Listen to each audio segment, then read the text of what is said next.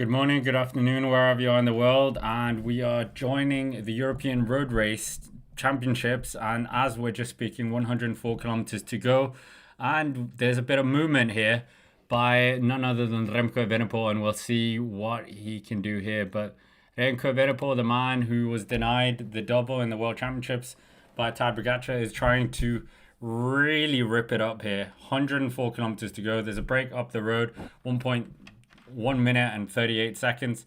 Remco Evenepoel is making a selection now with quite a few riders in here, and Jonas Vingegaard struggling a bit. But great to have so many people in the chat already. Apologies for being a bit late. And yeah, the European Championships well and truly underway and into the thick of it. We saw around this time, around 104 kilometers to go, that was where we saw Tadej Pogacar really lifting the pace in the World Championships, and here it looks like it's Remco Evenepoel doing it.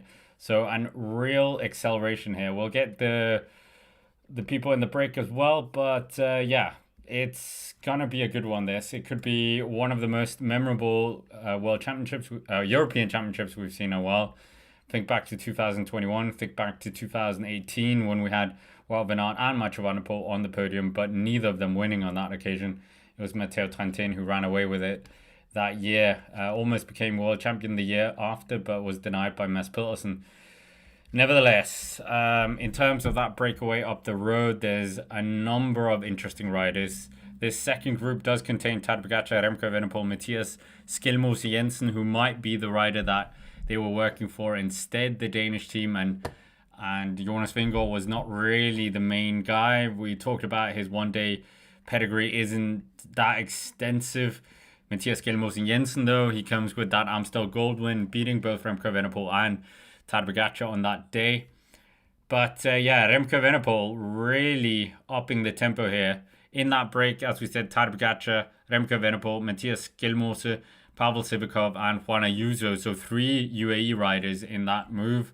Obviously, they're riding for their own aspirations. Pavel Sivakov, maybe not. And Juan Ayuso, I think he is going to well and truly ride for his own aspirations. 103 kilometers they're on this descent. We can kind of see it on the screen as well. Let me just make sure we're seeing it correctly. But yeah, the race is well and truly on now. As we've gotten used to more and more in these bigger one-day races, they do open it up from around 100 kilometers to go. And this European Championships, no exception either. So yeah, I think we're a bit behind on the broadcast in terms of what I'm seeing. Pro Cycling Stats is saying it's 99 kilometers to go, but I'm seeing it 103 kilometers to go. So let me know if, yeah, for whatever reason, my Eurosport is out of sync here. So strange. But 1 minute and 36 seconds they have to make up to that first group, and we still haven't spoken about them on this very long descent. Quite narrow roads, not completely. We are on Drôme, Ardèche, obviously in France. So the French would love to do something here. But in terms of that breakaway that we haven't talked about up towards the road, Louis Verake, Belgian rider, and trade teammate of Remco Evenepoel, you got Niklas Larsen, fresh of his third place in the time trial on Wednesday. Kasper Pedersen, Denmark as well. Marco Frigo as well, the Italian. Nicola Prudhomme up there. Dan Hula together with a teammate.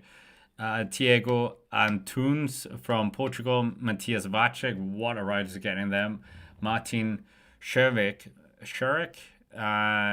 Mads Wenzel of Luxembourg, Victor Langelotti of Monaco, and Andrea Mifsud of Malta. So 13 riders up there, and they're being hunted down by a very, very strong group. They're saying only 5 riders in that move, but I think it's a bit more. 6 riders, Matej Mohoric in there as well. So the Slovenians have 2 very strong cards, as we know. 101 kilometers still to go, and we'll see if Belgium can do back-to-back in this European Championships. We had 4 Italian winners in a row, so we will see. Yeah, Jonas Vingegaard is absolutely gone. I think it's over for any aspirations of him winning. Yeah, this is looking very a tall ask if he's gonna get up here. So I think any Danes, anyone wanting the World Championship and European Championships, uh, champions fighting on upwards next year. That is not going to happen. Well, it could happen. Remco Evenepoel could be the European champion. Remco Evenepoel has never won the European champions on the road. He's, of course, won the time trial. He's won the current time trials. We know the Worlds. He's won on the road and the TT and the Olympics last year, as we remember.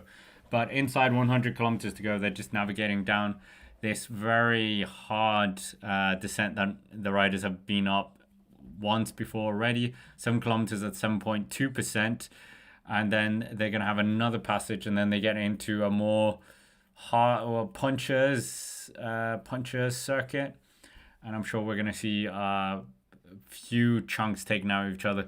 Obviously, Tadej Pogacar doesn't have the advantage here. Okay, I mean, he's won Flèche Wallonne, won Liège-Bastogne-Liège with quite ease this year, but he doesn't have that cobble advantage that he had over everyone else. So yeah, we'll see if he can really hammer home the advantage on these climbs as well.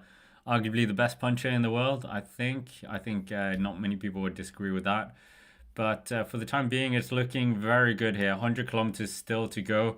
Remco Evenepoel, is this too soon? Is he opening it up too soon? Yeah, it's very fast technical descent. We got Remco Evenepoel on the front with Matej Mohoric on the wheel.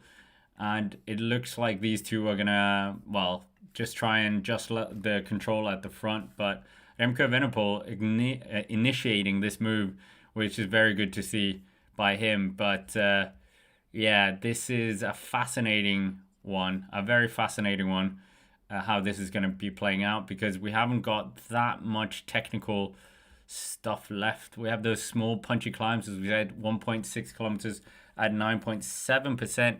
Is that long enough for Remco Evenepoel, or short enough for Remco Evenepoel to stay with the man, the myth, the legend, Tadej Pogacar? Or are we going to see Tadej Pogacar become the European and world champion for the first time since we had Peter Sagan, obviously the legend himself, has won most one-day races that you can think about. Never won the Olympics, so yeah, Remco Evenepoel has a quite good conversion in terms of the one-day races. Obviously, that conversion kind of drops when a certain Tadej Pogacar enters the ring. But with no Tadej Pogacar, I think he is the second best one-day racer. You could put Mathieu van der Poel into that conversation as well, obviously, the different courses. But the riders are still navigating down that very long descent. And when we get to the next kind of the punchy terrain, that's where we're going to see how much Remco has left in the legs. He has got Louis Verrake up there, as we said. So he could be potentially used as a bit of a satellite rider. And Matthias Kjellmoser Jensen, who knows how much he's got in the tank. Juan Ayuso as well did look quite good. And yeah, Jonas Vingegaard dropping out of the bunch, as we said. A bit of looking around here.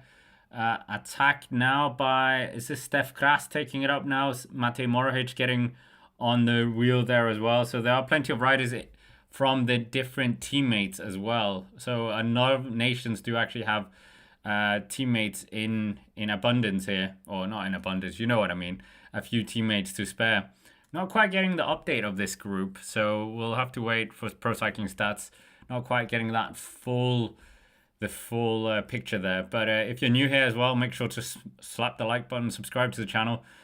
We've got plenty of videos coming out next week as well. But yeah, Vingegaard not having a bit of a rude introduction to one-day racing again. I mean, many of you in the preview show, in the top 5 favorites, said that he didn't deserve his place as one of the favorites. And I think, yeah, you guys are kind of getting, yeah, you're getting your, what are we saying? What am I trying to say? You are kind of approved by your comments here. He's showing that you were right, but there you have it. Denmark's best bike rider at the moment in terms of Grand Tours, definitely not quite following the pace here at the front. Well, in the second group here, they've got about 59 seconds to that front group. It's being led by Matej Mohoric. There is a chase from behind as well. They're saying it's about 23 seconds. It looks a lot closer than that. Tadej Pogacar is able to use his World Championships jersey as well, which is great to see. And yeah, it's annoying that he didn't use it for the World Championships. Obviously, he's still the world champion at that point, but two-time world champion, bidding to be first-time European champion. He's never been European champion in any form. Matthias Gilmoes Jensen in there, Remco Evenepoel in there as well. We've got a Portuguese rider who's this. Yeah, still not getting... we're not getting a breakdown of this group here, the composition by Pro Cycling Stats. So, but they are going to be joined up now. So the catch has been done by that third group. So second and third group is now one group now. Plenty of riders in here that missed out on. The Italian team have plenty of riders joining this move, but 54 seconds. It's, yeah, it's all back together, looking interesting. And now the Italians are trying to move off the front here. Is this Bettiol? It looks a bit like Bettiol, so maybe it is Bettiol just trying to get up the front and see what he can do. Bettiol, such a good rider, and he really needs to do this kind of thing if he wants to get up the road. And yeah, doing as much as he can to just get up the road as fast as possible, get the gap, and I still think it's a long way.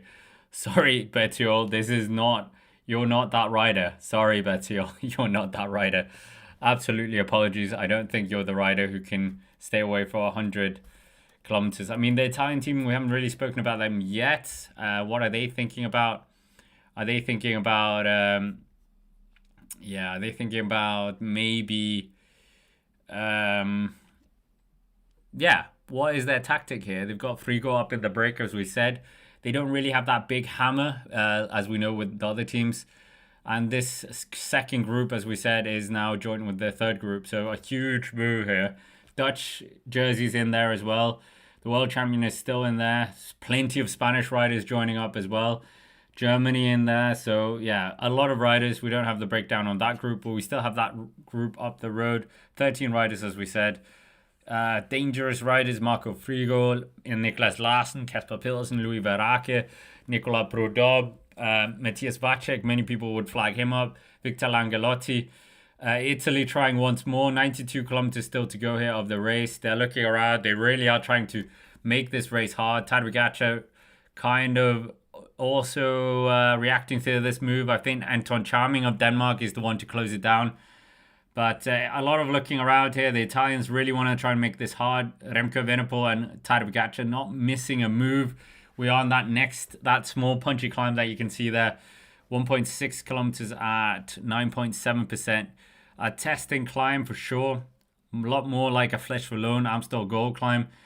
But the Drôme Classic, we're getting the Swiss team. This looks like it's Jan Christen just opening up as well here. He was very aggressive in the World Championship. So the Swiss team trying to do something. Number 50 out the back, struggling a bit.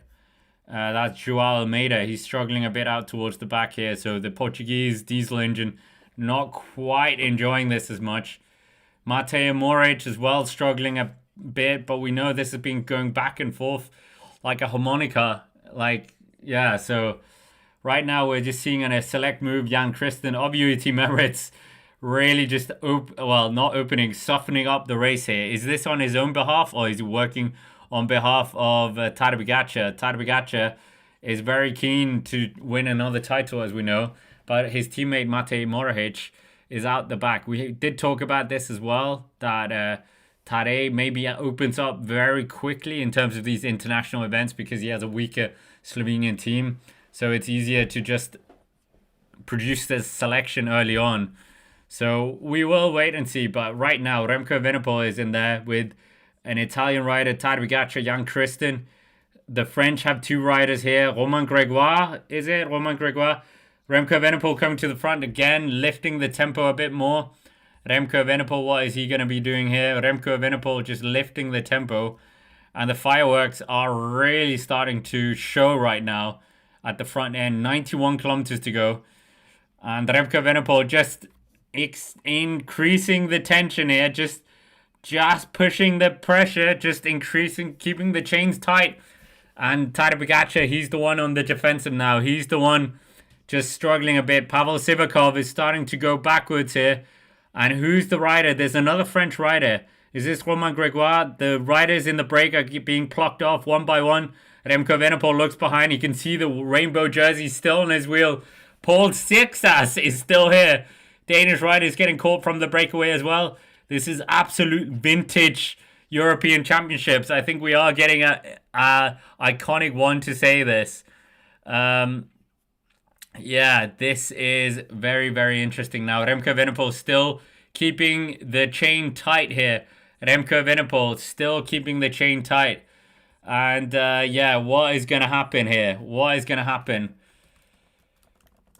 This is Remco Evenepoel, Tadej Pogacar, Paul Sissaks, I think, is one of the riders here. Paul Sissaks. It's, yeah, absolutely incredible to see. Wow. So we got Remco, Tadej, Paul Sissaks, and another rider. I think it's one of the Polish riders. Paul Sissaks. The French public are going crazy about this. But Remco Evenepoel is still trying to tighten the chain even more. They're plucking riders off one by one. It was the Maltese rider who was just being brought back here. But Paul Sissaks is with Remco Evenepoel and Tadej Pogacar right now. 28 seconds up to the front of the race here. 91 kilometers to go. We're still on that 1.6 kilometer climb. 9.7%. This is looking very, very interesting now. Number 17 struggling for Denmark. Going out the back here is this Anton Charming. Let me double check that. But this Danish rider is going out the back, unfortunately. Number 17 is Anton Charming. Oh, bonus point for recognizing him. But 90 kilometers still to go of this race. And we're down to only a handful of riders in the pointy end of the race. There is still that breakaway. Louis Verake is up there. So that's a bit of a care package being deployed by Belgium soon. But for the time being, it's looking very, very good here for Tadej Pogacar, Remco Evenepoel. But Remco still hasn't got rid of him. Still haven't got rid of him. Tadej. Very hard if you're not called Mathieu van der Poel to get rid of Tadej Pogacar. But Remco Evenepoel doing a lot of the work. Maybe at his peril later on in this race. But Remco Evenepoel, don't forget, he has a very good record in terms of very long race attacks, but obviously most of them have come by getting rid of everyone, dislodging the rest of them, and then soloing to the finish. But this is very different. But 90k to go, 90k to go here. And this is looking like it's building towards a classic. Still 90 KOs of racing, and this is looking very interesting here. Number 42 just suffering here. The Dutch rider from the earlier breakaway, but Remco Evenepoel and Tadej Pogacar absolutely sweeping up the break. Have they just swept up all of the break? They have. They have, in fact. So Tadej Pogacar's and Remco Evenepoel's group is, in fact, the front group now. Louis Verake is in there. Paul Sissaks is also in there for the French. Imagine if Paul Sissaks wins this. That would be absolutely ridiculous. And, of course, the youngest rider winning this is 25 years old. Fabio Jakobsen. We talked about that as well. But yeah, right now, Remco Evenepoel getting some help as well. So good help going on there. And yeah, this is really, really impressive. Really impressive by the riders in the front group. Louis Verake is absolutely going to be working overtime here for Remco Evenepoel to try and keep this absolutely the pressure on as much as possible. But yeah, let me know where you're watching from as well, who you think is going to win. Most of you are going for Tadej Pogacar. Slap the like button as well. Let's try and get to 100 likes. We're almost 1,000 people in the chat. And subscribe to the channel if you haven't already. We've got plenty of videos coming out next week as well here on this channel. But 89 kilometers still to go here of the European Championship. The 10th edition, I think, in France. Yeah, 10th edition. We've had plenty of interesting additions. A very young race. And I think it's such a good addition to the international scene as well. Plenty of riders DNFing this race already. We had a lot of DNSs at the start of the race. Mads Pedersen, Kirch Nederlands, Antonio Magaro, Dylan Van Baal. And plenty of riders leaving the race already. Gorg Zimmermann, 3 riders from the Turkish team. And yeah, it's like what we saw with the World Championships last week. If you're dropped, it's kind of... Are you going to continue here? But yeah, 89 kilometers to go. Great to have so many familiar names in the chat as well. Carousel Vertigo, JJ, Ronda as well. Unfortunately, Ronda, Canada didn't qualify for the European Championships. But yeah, 89 kilometers, and we're seeing the Belgians at the front with their man Remco Evenepoel in there. Remco never worn that European Championships jersey on the road. Of course, worn it in the time trial. The current European champion on the TT, current Olympic, world, national. We talked about that, the quadruple crown that he won. Well, no, we didn't do the time trial, did we? We talked about it in the top 5 video, I think, on the Cycling Day Next channel. But the race has calmed down a bit. So 88 kilometers to go. We have this flat section before we get to that next climb that they've already been up twice. They are starting to drag back this as well. Number 21 for Denmark, working hard to close down this group. So I think there is going to be a lot of ding-donging in terms of getting the group back forward. So yeah, who's this working for? Latvia as well. I think that's friend of the channel, 78. Yeah, Tom Scoyne, he's in that second group. So he likes these longer, hard races. 5th in the World Championships.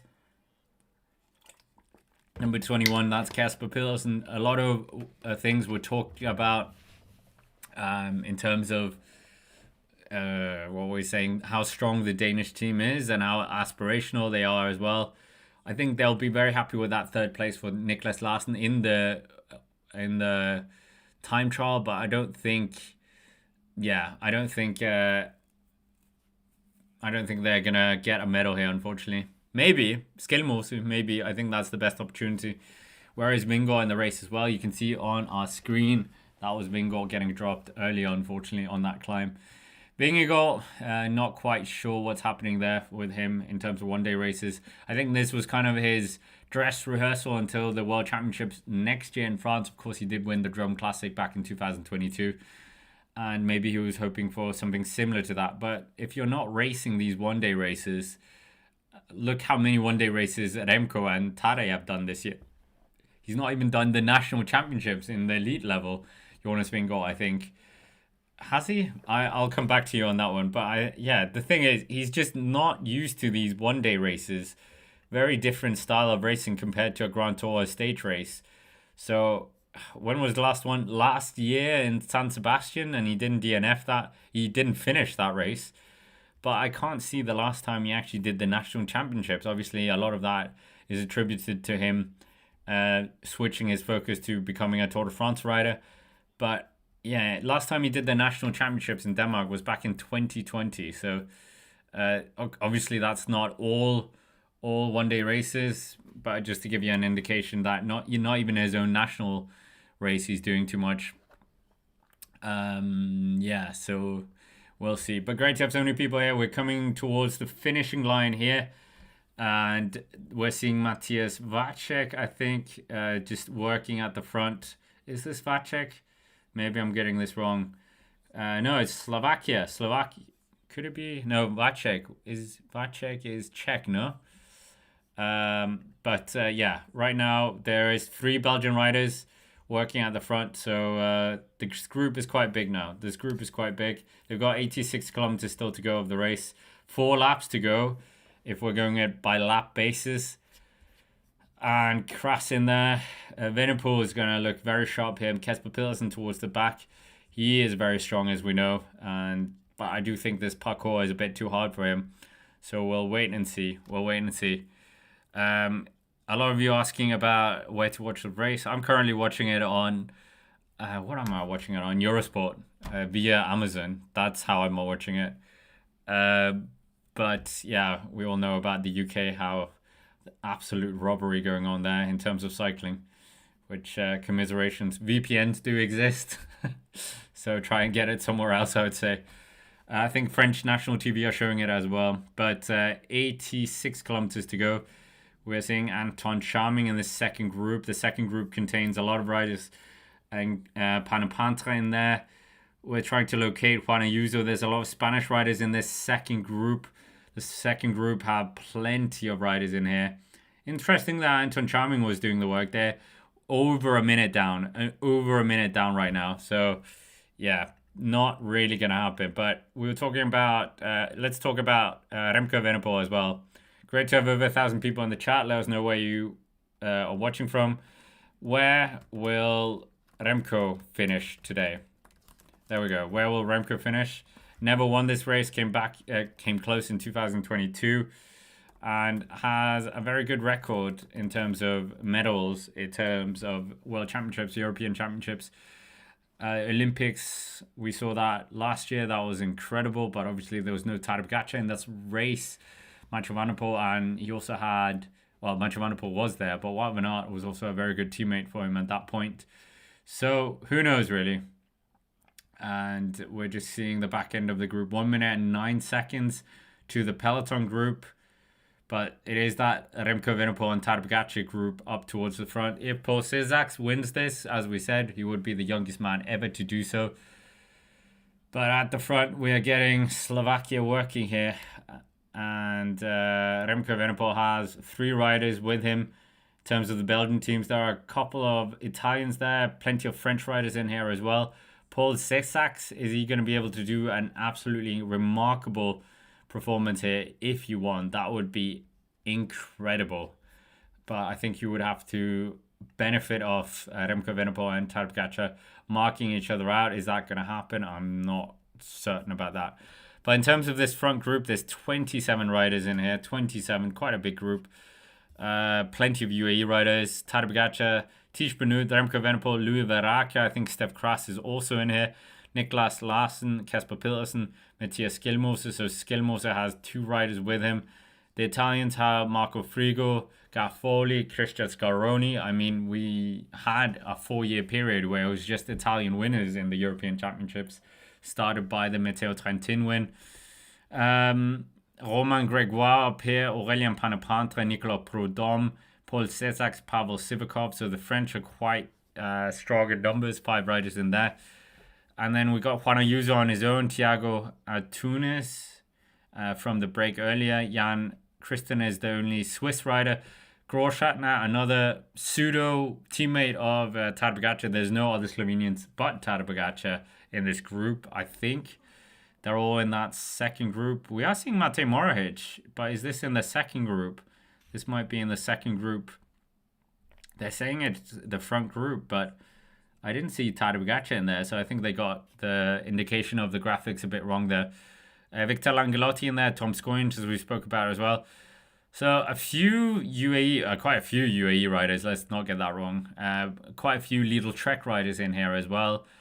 So are they going to get the call to potentially work for Matthias Skjelmose Jensen? Not sure, but Matthias Vacek in here, they said, and Martin Šerzik also here, the Slovakian. He was the guy working at the front. Obviously a Sodal Quickstep rider, so no prizes for guessing who he's working for or was working for. Remco Evenepoel. They're all doing it, so yeah. But a handful of Sodal Quickstep riders. No Jonas Vingegaard in here, as we said. But yeah, if you're new here as well, smash the subscribe button and see your name flash up as a zombie as well. But great to have so many people here. There's still a long way to go of the race, as we know. And yeah, many of you are going for Tadej Pogacar victory here. Tadej Pogacar. I'm not against Tadej Pogacar. Well, some of you think I am. But I'm not against him. I just don't want him to win this. I really don't want him to win this, because then we don't see the European Championships bans that we were seeing so much by Tim Merlier this year. So it would be a great shame to see them hidden, but 82 kilometers to go, and it's looking very good here. Very, very good for that front group. It's up to 1 minute and 10. But yeah, they're really ripping the race up.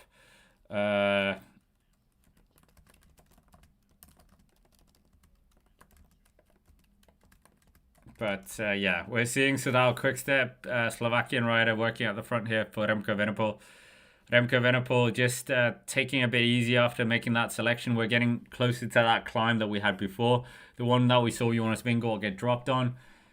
And Tadej Pogacar, 70k to go is where we're going to see that climb being crested around that. So maybe we're going to see Tadej making a move here. He was talking about it before the start of the race, and maybe this is where he wants to make the move. But there's plenty of smaller ones as well. So plenty of smaller climbs for the riders. We've seen that climb a number of times. If you're thinking about Drone Classic as well, two riders that are very good at that race, our Dash that we normally have in around February, it is Remco Evenepoel, no. But Juan Ayuso and Matthias Gilmour Jensen, those two riders are very, very good in those races. And they are both here, obviously. And that is probably the reason why Juan Ayuso and Matthias Gilmour Jensen. So, well, who are in fact going to be teammates next year, which was not a popular move by Matthias Gilmour Jensen. He said quite a few revealing things in an interview, which I enjoy that. I enjoy that he's not so polished as some of the other riders that you maybe hear their press interviews and they don't say anything too much, too far off the script of the team. And Gilmour, very, very much. Saying what he was thinking. He also said something like he was doing incredible numbers, but he still was getting dropped. So alluding to all kinds of things. But 80 kilometers to go, 1 minute and 10 seconds. Tadej Pogacar, the man bidding to be the first man to win the Euros and the World Championships. I wonder, are they going to change the jersey a bit? Let's find out Peter Sagan's jersey. Did they change that for when he won? I'll get back and try and get a picture of that. But it's still the Belgians working at the front. We have a bit of a lull here. But Peter Sagan won it back in 2016. So Peter Sagan 2016, pretty easy. But plenty of riders out of the race. We're seeing one of them here. Is this Jan Polanc? Jan Polanc came down. Is this Jan Polanc or someone else? Not quite sure. One of the Slovenian guys came down in a crash. So, yeah, unfortunate that, to say the least. But, ouch. Ouch. Got the Peter Sagan jersey and, no hint at the European Championships on him. Obviously, World Championships trumps everything.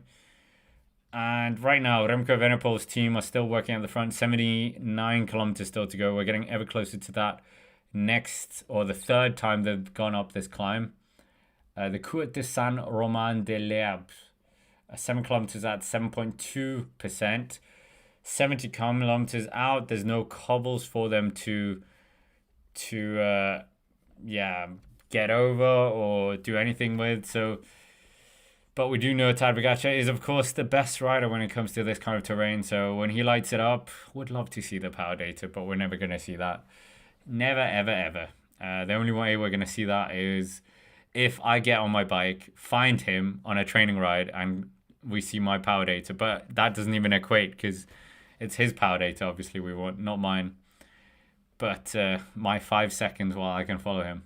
79 kilometers to go, and Jonas Vingegaard not quite as sharp as many people were hoping, and probably time for a new poll as well. 24% of you believe it is going to be a Remco Evenepoel victory, but it's looking quite interesting here. Quite interesting in terms of Remco Evenepoel, what the Belgians are going to do. Tadej Pogacar completely isolated from national teammates, but the trade teammates is of course another story, and he might just give a bit of a elbow to Pavel Sivakov to tell him to do another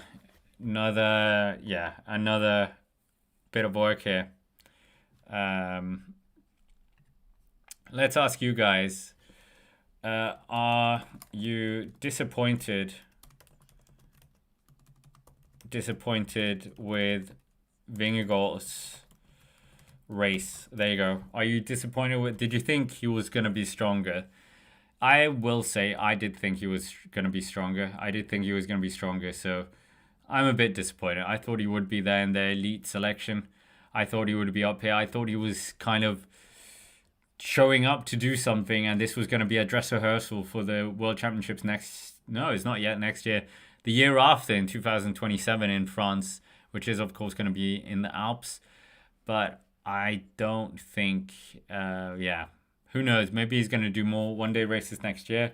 The hint of doing the Giro d'Italia as well.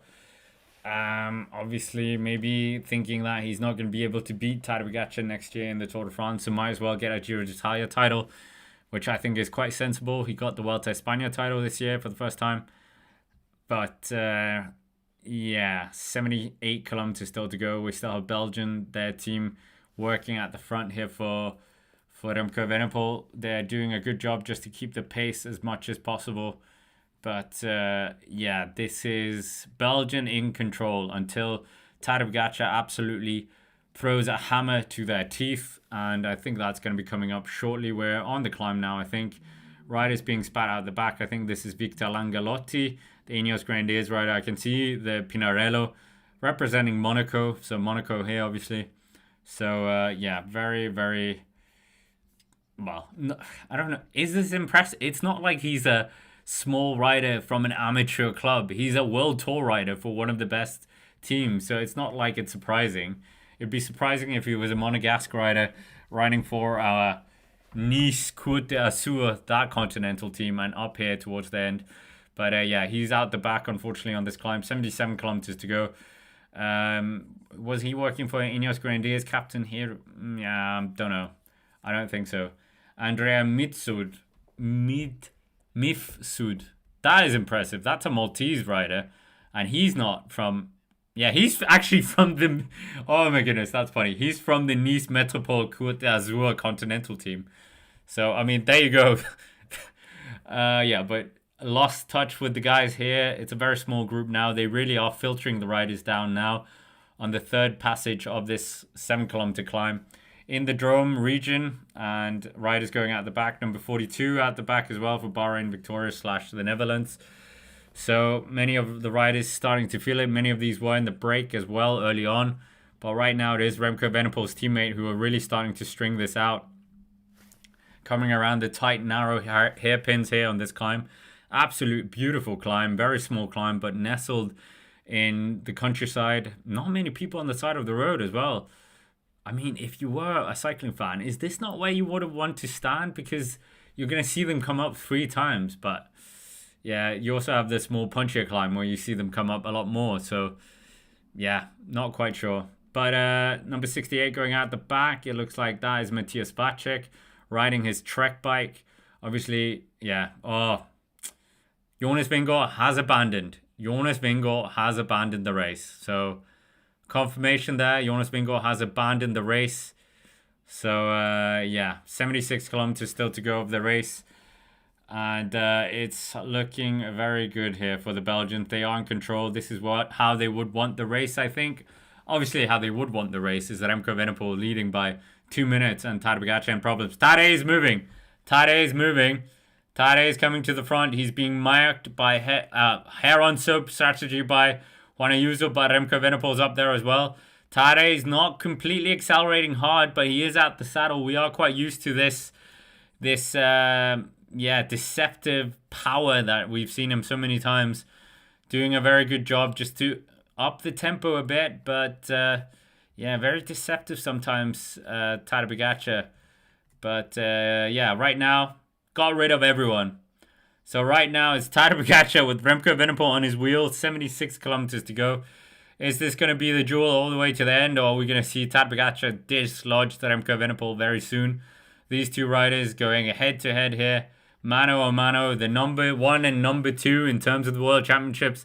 The number 1 and the number 2 in terms of the UCI World Tour rankings last year. These two riders have won so many races between the two of them. Both of them won Liège-Bastogne-Liège. Both of them being world champions as well. The Olympic champion versus the world champion here for the European Championships. Remco Evenepoel struggled to hold on in terms of the World Championships, and he's struggling here as well. He's just going out the back. What is Tadej Pogacar doing? What power? I would love to know, but Remco Evenepoel needs to hang on. He's the last rider. This needs to just happen. This is ridiculous. Remco Evenepoel is struggling to hang on the wheel of Tadej. He's struggling, but Tadej looks absolutely in his own here. But Remco pulls off. Remco, is he pulling off here? Yeah, Remco's done. Remco's done. Remco's done. Oh my goodness. This is, yeah. This is all over again. 75 kilometers to go. 75 kilometers to go. Remco Evenepoel doesn't look like he's able to do anything against this. Paul Sissax is trying to fight to get back on this, but wow. Nothing can destroy this man. Tadej Pogacar absolutely invincible in these kind of races. Wow. Yeah. But Tadej Pogacar, Remco Evenepoel, distance once more. There was no cobbles. We're not in Rwanda. We are in France. And yeah, Remco Evenepoel, best of the rest again, trying everything. He's going to be joined by Paul Sissax. Are these two going to be able to do anything? Paul Sissax desperately bidding to try and be the best French rider, to be the best young rider as well of the race. Can he get that record as well that currently belongs to Fabio Jakobsen with the youngest winner? But yeah, Tadej Pogacar absolutely just ripping it up once more here, doing everything he can. But Paul Sissax has joined Remco Evenepoel now. So the youngster, the Tour de l'Avenir winner, is trying to hunt down another Tour de l'Avenir winner of the past. But Paul Sissax, what a ride by the young Frenchman here. What can he do? Is he going to be able to do something? Yeah, we will see when they come to the bottom of this. That descent, they'll definitely have to try and make up some time. 12 seconds is the gap now. 12 seconds. And we'll see what's going to happen here. But this is... Oh, 74 kilometers still to go. 74 kilometers still to go of the race. Are we going to see anything happen? That is the big question. They really are pushing on the pressure here in that second group. 13 seconds. Remember, deja vu. It's almost a week ago since we talked about this at the World Championships. And I think we are going to be witnessing something similar. The margin going out. Are we looking at another 1 minute and 30-second advantage here? The difference here is Remco Evenepoel is probably a bit fresher. The parcours is not quite the same. Yeah, this is looking interesting. If they can potentially work together, Paul Sissax and Remco Evenepoel, but they're doing a very good job to fight right now. So yeah, we will see here. We will see. But for the time being, Remco Evenepoel is pushing on desperately, trying to do something. But Paul Sissax, how much is he able to offer here? He was very good at the World Championships race as well. And maybe he's able to just hang on for quite a long time here. We got Juan Ayuso. He's trying to be a bit more lively as well. He's trying to drag back Remco Evenepoel and them. If they get a group, I don't think that helps. I don't think 16 seconds now. 16 seconds. I don't think it helps. I think we'll just get Group 2 dynamics happening all over again. But for the time being, it's looking very good.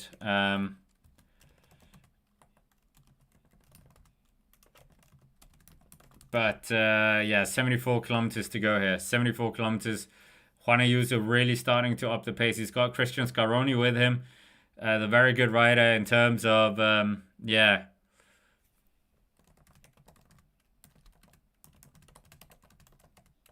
But for the time being, 74 kilometers. We are really looking at an interesting moment here. Tadej Pogacar really starting to rip up the race.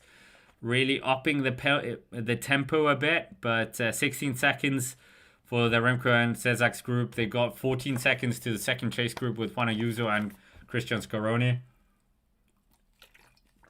But now is the time. Those flat sections are going to be crucial right now.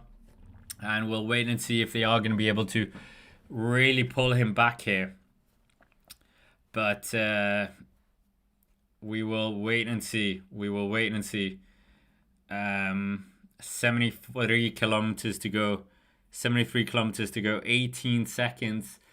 It's starting to just increase a bit more. They're still not to the top of that third passage of this climb. Yeah. So we'll wait and see. But Juan Ayuso and Christian Scaroni, they've almost bridged up to Cezaks here and Remco Evenepoel. So 2 become 4. A quartet, they've 21 seconds lost already. So, I mean, it's only going to increase, I think, at this moment. Pogacar, the ability he has in terms of really accelerating hard is ridiculous.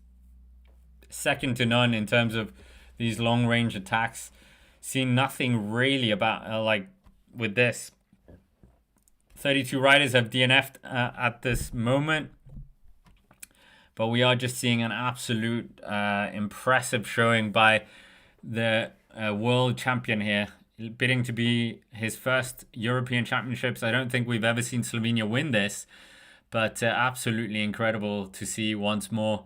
Great to have so many people in the chat. Plenty of regulars here. Rhonda, Clifton Dunn, Space, Carousel Vertigo. And if you are new here as well, why not smash the like button, subscribe as well. And plenty of videos to come out. We've got Il Lombardia next week. Plenty of videos coming out here on the channel next week as well. And my favorite time of the year as well. All those videos at accounting for the season, which I quite enjoy. Obviously, the season's great. And these one-day races in the autumns are absolutely immense as well. But that aside, the second group has just increased to 4 riders now. 4 riders. You're thinking to yourself, Juan Ayuso's in there, so is he going to be sandbagging for Tadej Pogacar? Don't count on it, because that man is going to a little trek, as we said. But Tadej Pogacar has built up a lead of 27 seconds. 27 seconds right now. Remco Evenepoel in there, Scaroni in there, Paul Cezaks, and Juan Ayuso. And you got a big group with Belgians, Danes, etc. coming up as well. Around 40 seconds down on this group, they're saying. So I'm not quite sure how accurate that is. But Tadej Pogacar, we're so familiar with this site. Absolutely remarkable. And Remco Evenepoel absolutely distanced, unfortunately, by Tadej Pogacar. Tadej Pogacar just getting rid of everyone once more on that climb. But yeah, with what's happening here, 72 kilometers to go. Yeah, a big disappointment though with Jonas Vingegaard. I think many of us are saying that as well. So we'll wait and see what's going to happen here. But the Tadej Pogacar, Remco Evenepoel rivalry, not much of a rivalry if we're honest. In terms of the TTs, obviously it's a one-sided battle, but I think as well in the one-day races, it's a very one-sided battle as well, but the other way. So, yeah. But great to have 1,500 people in the chat. Let us know where you're watching from as well. What are we saying? You know nothing of cycling if you ask that question. What are we saying? But Tadej Pogacar, 72 kilometers to go. 72 kilometers to go. Trying to keep up with the chat as well. But sometimes I get the wrong end of the stick. But Tadej Pogacar, the world champion, is trying to be the first rider since 2015 to win both those jerseys.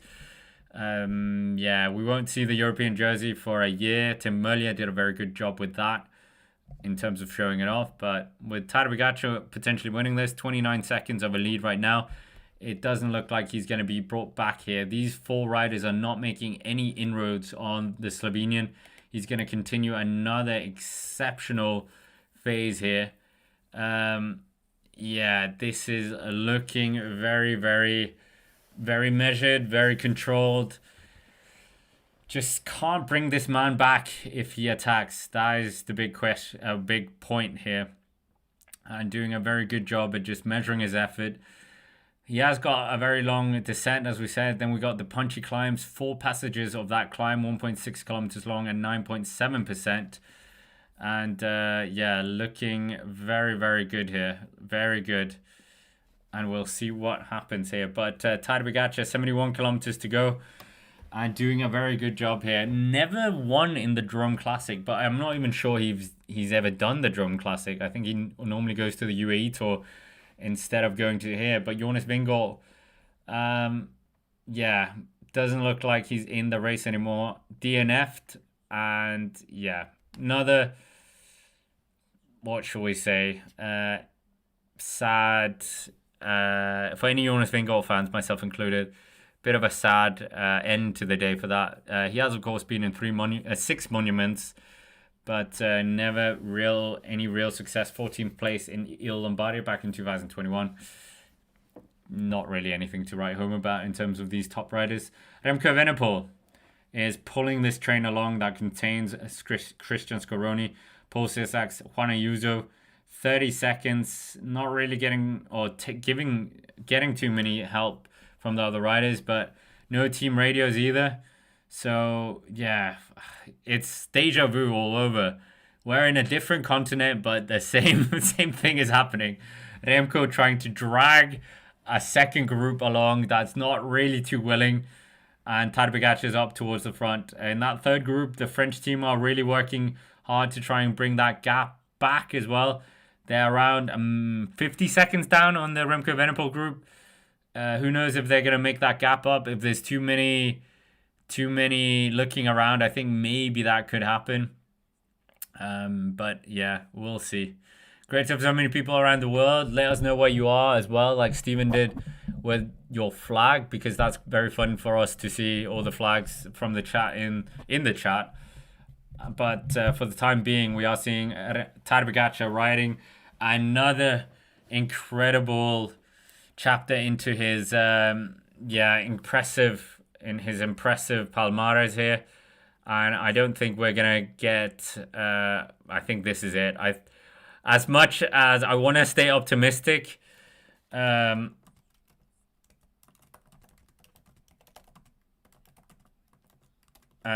for the time being, it's looking incredible here. But yeah, 70 kilometers. And for the time being, Remco Evenepoel is really pushing on. He's got Paul Sissaks on his wheel. He's got Juan Ayuso there. Christian Scaroni is holding on. This would be a top result for Scaroni. Obviously, we talked about the Italians 4 years in a row. Yeah, really pushing on here. Really doing their best. But yeah, right now, Sissaks is trying to just give him a turn. Remco Evenepoel not really getting too much help. It's up to 35 seconds now. 35 seconds. See that increasing ever more. Great to have Zara watching as well in Oslo. But yeah, everyone as well watching around the world. Let us know who you think is going to win. Yeah, it looks like Tadej Pogacar has just got this in the bag. We can think about second place as well. 70 kilometers out when we're thinking about second place. What has happened to modern cycling? But yeah, great to have 1,500 people in the chat. 69 kilometers to go. Don't laugh. But yeah, 1 minute and 23 seconds for that third group on the road, with a lot of Belgians, a lot of Danes as well in there. But we can just have a bit of a vote as well. Who do you think is going to finish second? Who will finish second today? So who will be finishing second place? Let's keep our motivations high by doing some polls as well. But yeah, who do you think is going to be finishing second? Sorry, Scaroni, I haven't put you in there. 35 seconds. The gap has, yeah, well, this is deja vu, isn't it? It's Rwanda all over again. Rwanda all over again in terms of what's going to happen here. We've got Tadej Pogacar still. He's managing himself down this descent, taking a very controlled line, not taking too many risks.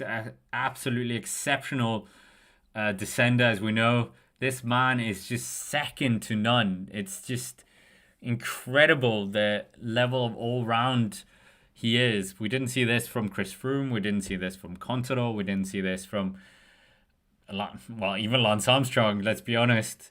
He was, well, I almost said he was never world champion, but he was. But that was before his Tour de France transformation, shall we say.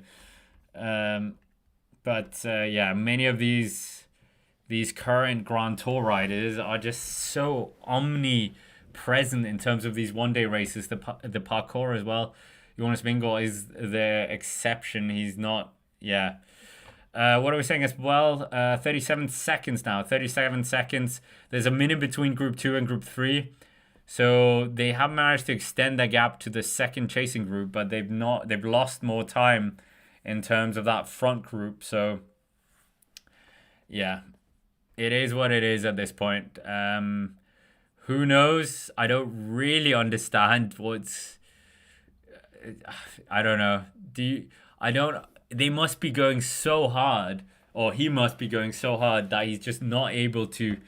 They're not able to pull him back. But usually, when it's 1 versus 4, and there's no Group 2 dynamics, then the one guy is not winning anytime. But this is a very exceptional ride, as we know. Louis Verake is in that second group, Group 3, chasing Matthias Skelmos Jensen in there as well, Aurélien Panpantre, Roman Gregoire, Pavel Sivakov, Jan Kristen, friend of the channel, Tom Skoinch in there as well. Let's see if I can get him on the channel next week, maybe, hopefully. But he has had a long season, so maybe he's a bit too tired. But great to have so many people in the chat. Let us know where you're watching from as well. But for the time being, it's a one-man show at the front with Tadej Pogacar leading 36 seconds. So they have pulled back 1 second here. 1 second. Any surface, he's comfortable. You're saying that for Tadej Pogacar? Yeah. Any surface we can think of? Gravel? No, he's Strade Bianca champion. Cobbles? No, he's Tour of Flanders champion. Milan-San Remo seems to be his only bogey race, really. But other than that, not quite sure.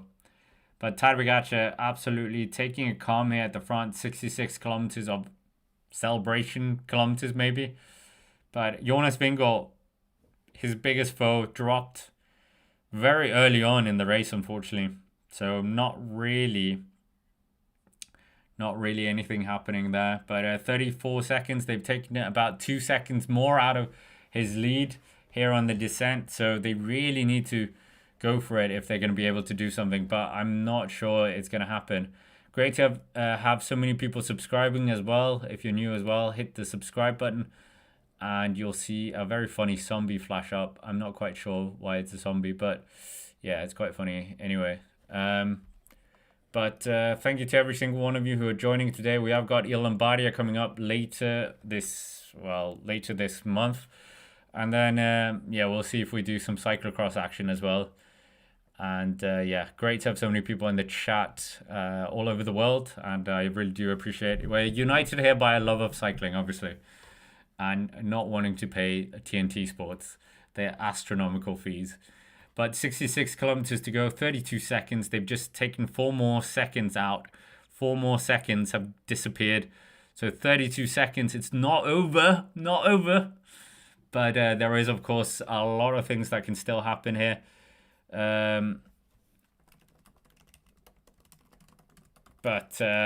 It's looking interesting.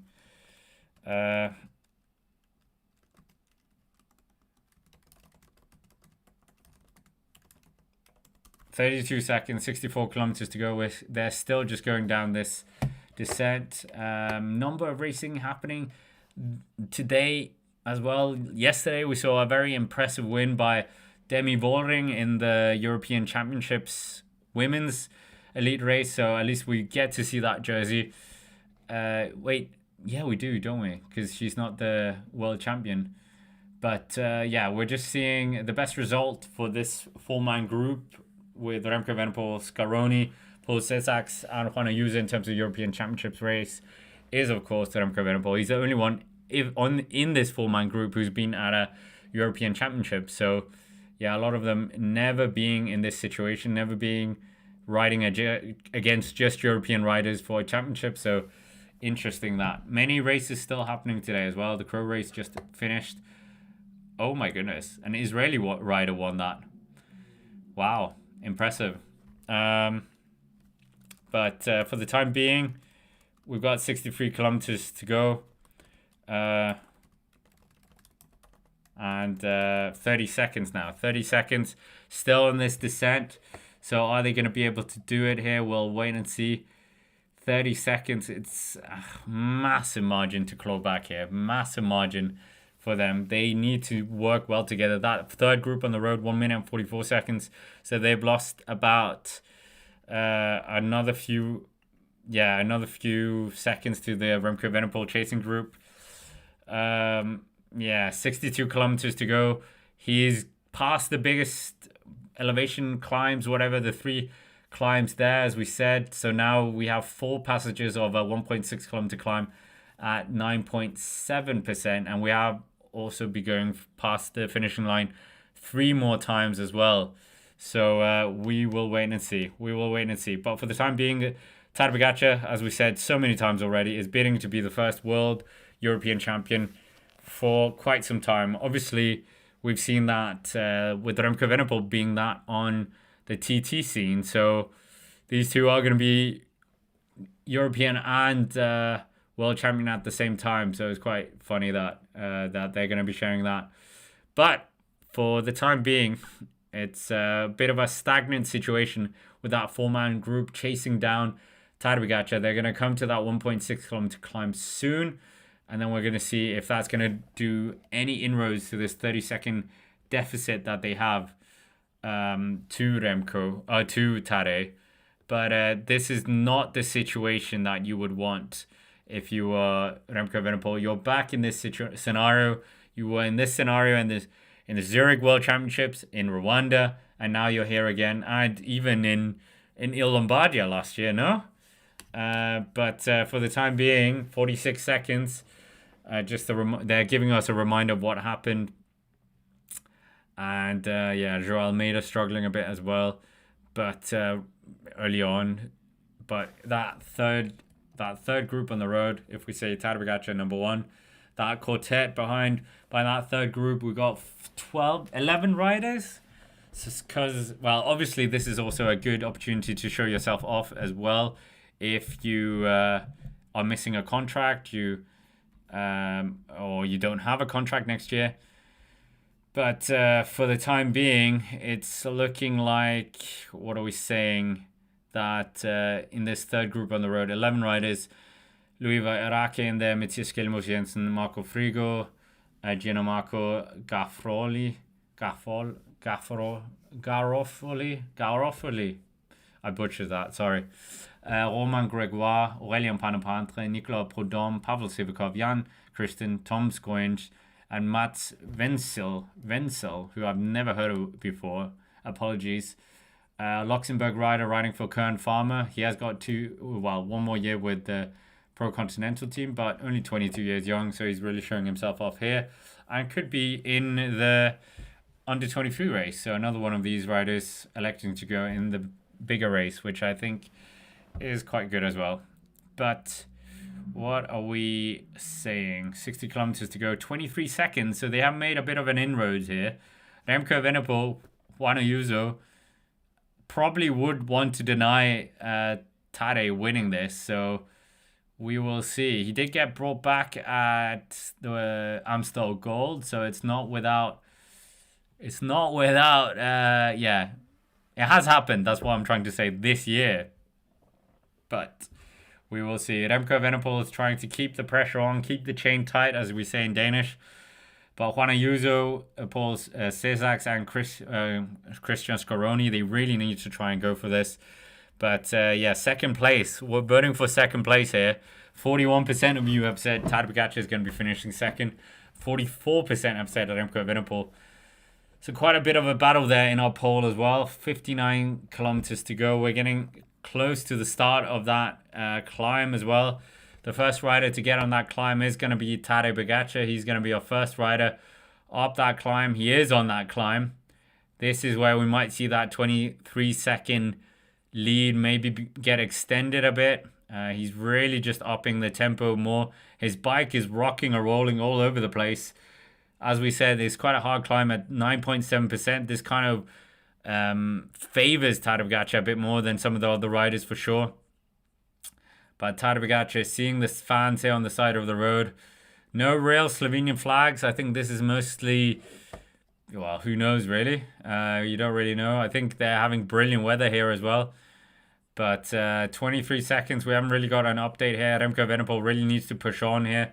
We might see Scaroni being put in a bit of problems on this climb as well. Together with Paul Cesaks, they're really just hammering it here as much as possible.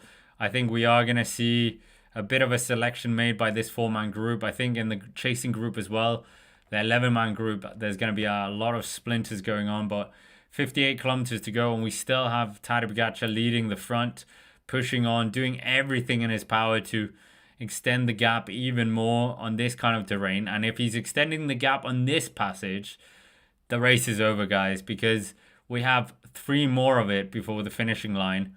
So there is quite a sizable flat section, so they would have to try and drag him back. And you have got the Olympic, World, European, and national time trial champion in that group. So maybe he should just do a bike change and swap to a TT bike to try and make it up on Tadej Pogacar. But for the time being, it's looking pretty incredible here what's happening. Tadej is absolutely putting his best foot forward here, really just upping the tempo. And it is 22 seconds here. It is 22 seconds right now. So that would say that they've taken about 1 second out of Tadej Pogacar's lead. But so many fans on the side of the road here on the top. Great to see Tadej Pogacar pushing. It's almost like it's a Tour de France all over. And I mean, it's not every day you get the European championships coming to your side, neck of the woods, getting the world's best riders on your roads. Sorry, Isaac Del Toro, but you didn't qualify. But Tadej Pogacar is nearing the top of the climb here, and we're going to see. I don't quite trust this. We will see the gap here, but we can make our own gap as well. I'm going to start a stopwatch. Let's start a stopwatch to try and get the timing here. 1, 2. Well, I couldn't get the stopwatch going, but right now it is looking like Tadej Pogacar has probably a bit more of a lead here. Okay, I've started it, but it was a bit too late. Probably 5 seconds too late. I think it might be closer than we think. I think it's not 22 seconds. It might be a bit closer. We will see. Maybe it is. Maybe it is 22. They're saying 24 seconds now. Okay, they crossed the line now. So it probably is quite right. So there is no delay there. I think it is about 29 seconds they're now saying. So they said it jumped up a bit there as well. So that would mean that Tadej Pogacar just took back 7 seconds that he had lost.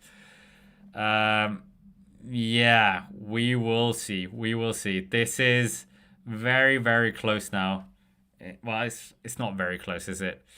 What we're saying. Why didn't Del Toro qualify? Because he's Mexican, and obviously Mexico not part of Europe, so that's why he didn't qualify. But 56 seconds now, 56 kilometers left, 29 seconds, and Tadej Pogacar doing a very, very good job here, maintaining the advantage. Remco Evenepoel, there is a bit of a rolling terrain here as well. That isn't part of that climb. So there is a descent and then it goes up again and then they have that long descent. But they really need to make up some time here if they're going to be able to claw him back. I don't think it's going to be happening right now. It's looking like every time they get a bit closer, he just extends it on that climb. So, yeah. But for the time being, Tadej Pogacar in pole position, 56 kilometers still to go, 29 seconds. Yeah. But, yeah. Tadej Pogacar, Colnago's finest bike rider and the world #1 ranked rider, as we know. Absolutely scintillating stuff here on the bike. And is he going to be able to add another championships to his race? But yeah, we will wait and see. 56 kilometers to go, 30 seconds. He's extended that advantage up a bit more, as we spoke about. And Tadej Pogacar just in a league of his own right now. It's not 1 minute and 30 seconds, but it is 31 seconds now. It's just ever so slightly clawing up, ever so slightly extending. But bit of a shame for the race that it wasn't closer. You would have I would personally Nothing against Pogacar. It could be Vingor doing this. I want them to take punches out of each other. I want them to absolutely take chunks out of each other and see that dramatic battle head to head. But maybe I wouldn't say that if it was Match Van Der Poel. So maybe I am a bit of a hypocrite. 55 kilometers still to go here of the race in the Drôme Ardèche. And we are just seeing that four-man move, losing a few seconds here and there to Tadej Pogacar, who's still out in front, the double world champion. And he's absolutely just ripping it up ever so slightly. And it looks like, yeah, it looks like there's no one really able to compete with him here. So we will see if he's going to be able to do it here. Remco Evenepoel, bring this back. Don't hold your breath. That's all I'm saying. Don't hold your breath. I don't think it's going to be happening. I think we are looking at, yeah. I think this is potentially seeing him win the race. Just looking at videos for next week as well, because that's coming up here on the channel, because nothing's really happening in the race, is it? Yeah, 31 seconds here. Remco Evenepoel, Christian Scaroni, Paul Cesar, Juan Ayuso. And if you're new here, why not smash the like button, subscribe to the channel. We've got 2 minutes and 10 seconds for that chasing group, the second chase group, but third group on the road. So we will see what happens here in terms of that third group, if they can bridge the gap here. There is a podium up for grabs as well. So as it stands right now, that would mean two of these riders would miss out on medals. Who would that be? Not quite sure. Maybe it's Remco Evenepoel with Juan Ayuso.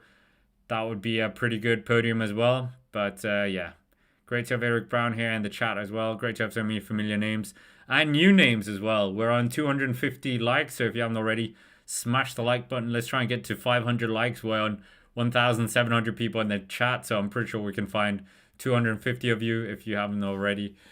And yeah, subscribe to the channel as well. Let's try and get as close to 60,000 as possible. But 55 kilometers to go here. 55 kilometers to go. Yeah, this is looking good now. This is looking good.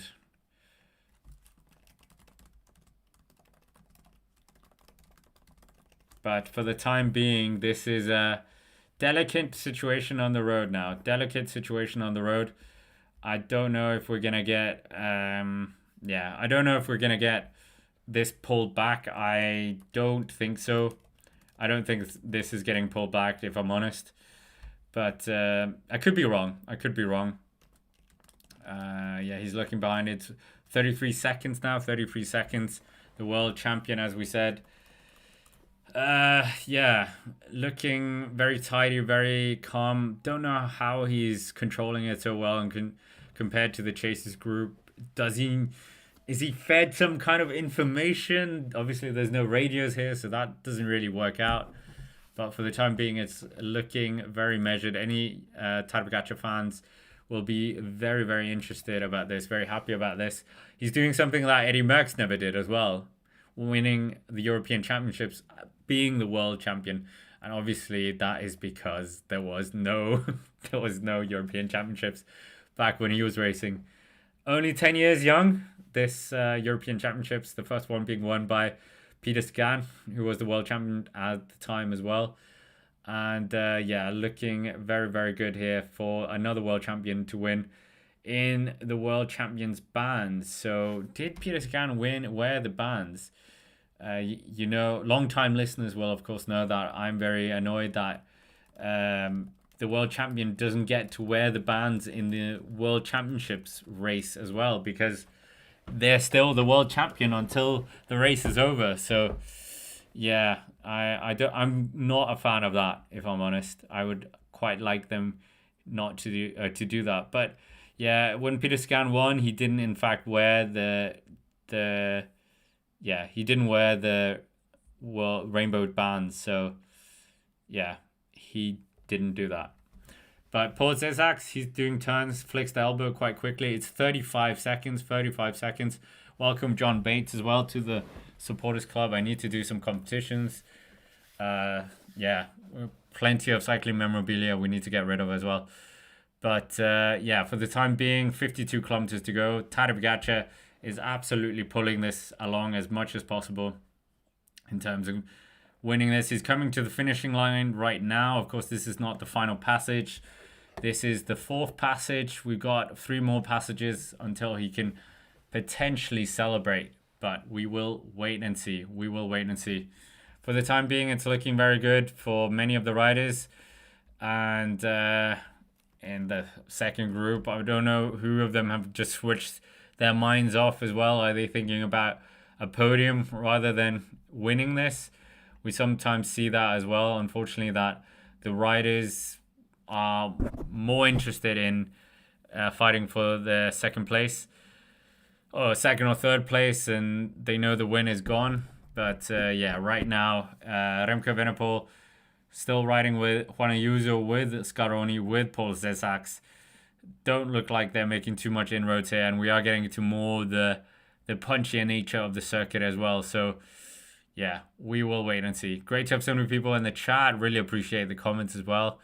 Happy that many of you are enjoying it. And if you have a suggestion for a new poll, let me know as well. Because yeah, we have over 1,000 of you almost voting in the current poll, thinking that Tadej Pogacar is going to be the second place finisher. I don't think that's going to be happening. But great to have so many people in the chat. Let us know if you think it's over as well. But yeah, 51 kilometers to go. 51 kilometers. That is a long way from the finish. But he's still holding on. The chain tight. The chain is very, very tight here at the front. Doing a very good job to keep this up, keeping the pressure on. And he could potentially be walking away with another one-day race win. But 51 kilometers to go, 40 seconds. Remco Evenepoel, has he thrown in, well, the metaphoric towel, thinking that it might not be a victory here? Who knows? But 40 seconds now. It's going the wrong way for these guys. And as Space said, it's going to be a minute very, very quickly. Tadej Pogacar just flying past his domestiques on the side of the... not domestiques, soigneurs on the side of the road. Not really wanting any feed as well. But yeah, for the time being, it's looking quite interesting on the road. Remco Evenepoel, well, is it interesting? It's going the wrong way. Like, I don't appreciate this kind of dynamic. Be it Mathieu van der Poel, be it Remco, be it whoever. We want it to be an interesting battle, not just one rider soloing away and Group 2 dynamics happening.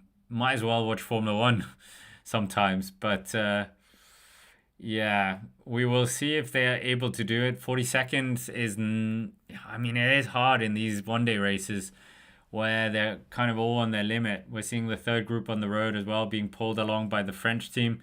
4 French riders. I'm not quite sure who they're thinking about. Maybe it's Romain Grégoire that they're working for. But for the time being, it's, yeah, 70 kilometers to go here. 70 kilometers to go of the race. Are we going to see a big, big, thunderous effort by Remco Evenepoel? Has he got anything left in the tank as well? That is a big question. Yeah. Don't know. We hope it's going to happen, but next week, if you want to see more Tadej Pogacar glory, Il Lombardi is coming up. So we'll see if he can beat the record of Fausto Coppi. I think he is very close to that record as well. But Tadej Pogacar, absolutely phenomenal. So we will see. 50 kilometers to go, 41 seconds. We have been with the race for about 57 seconds. And yeah, it's looking very good for the Slovenians and any Tadej Pogacar fans as well.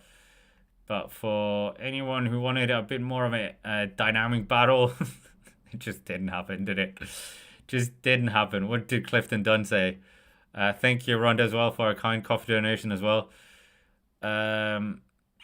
Yeah, what are we looking at?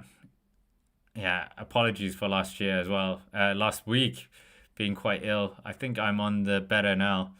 But that was quite a rough few videos to listen to that. But 48 kilometers to go. He's absolutely sweeping across this course in France. He is, of course, the champion of France. Uh, what are we saying? It is an interesting battle. You're showing your bias. Okay, apparently I'm showing my bias. But yeah, 48 kilometers to go, 41 seconds, 2 minutes and 51 seconds for the third group. But I want it closer. I want it to be a ding dong battle. That's what I want. But we will wait and see. Yeah, are we gonna see a victory here for any other than TADEJ POGACAR? We will wait and see. We are gonna see potentially the World Championship bans dissolve the European Championships bans for 1 year at least. 46 seconds, maybe even next year as well, because isn't it Slovenia next year? I think it's Slovenia is happening. So Slovenia, of course, I think TADEJ POGACAR would love to win that edition as well. But right now it is the French team trying to pull this back. They've got plenty of riders in there. And they have Paul Zizaks in that second group. What a ride for him. We haven't talked too much about that. The youngster, absolutely incredible season from him. The youngest Tour L'Avenir winner. Was up there in the World Championships. Finished second in the mixed relay team time trial. I think they have some bad luck as well, the French team. I was watching it. Mixed relay, a very, very good event. I'm a big fan. Obviously, the team time trial favorite event, but mixed relay, it's a good idea, I think. They of course had the mixed relay for this as well, but Paul Zizaks is still in that group. His first ever European Championship senior race. He did his first ever World Championship senior race last week, finishing 13th there. Good ride by him, and he's still only 19 years old. He turned 19 during the mixed relay, the 24th of September, down in Rwanda. And yeah, we will wait and see what happens there as well in Rwanda. I don't know what I'm talking about. But yeah, you guys talking about Isaac Del Toro as well. What an absolute superstar he is. We've did a few videos on the channel about him, but he's absolutely been ripping up the Italian one-day races this year. He is in the Coppa Agostoni, so maybe he'll win that as well. Tour Langkawi has finished, and we had a surprise winner, I would say. But in the European Championships, 47 kilometers still to go. The Crow race as well, finishing. Oh my god, Brendan McNulty, what is going on with him? He's won three back-to-back.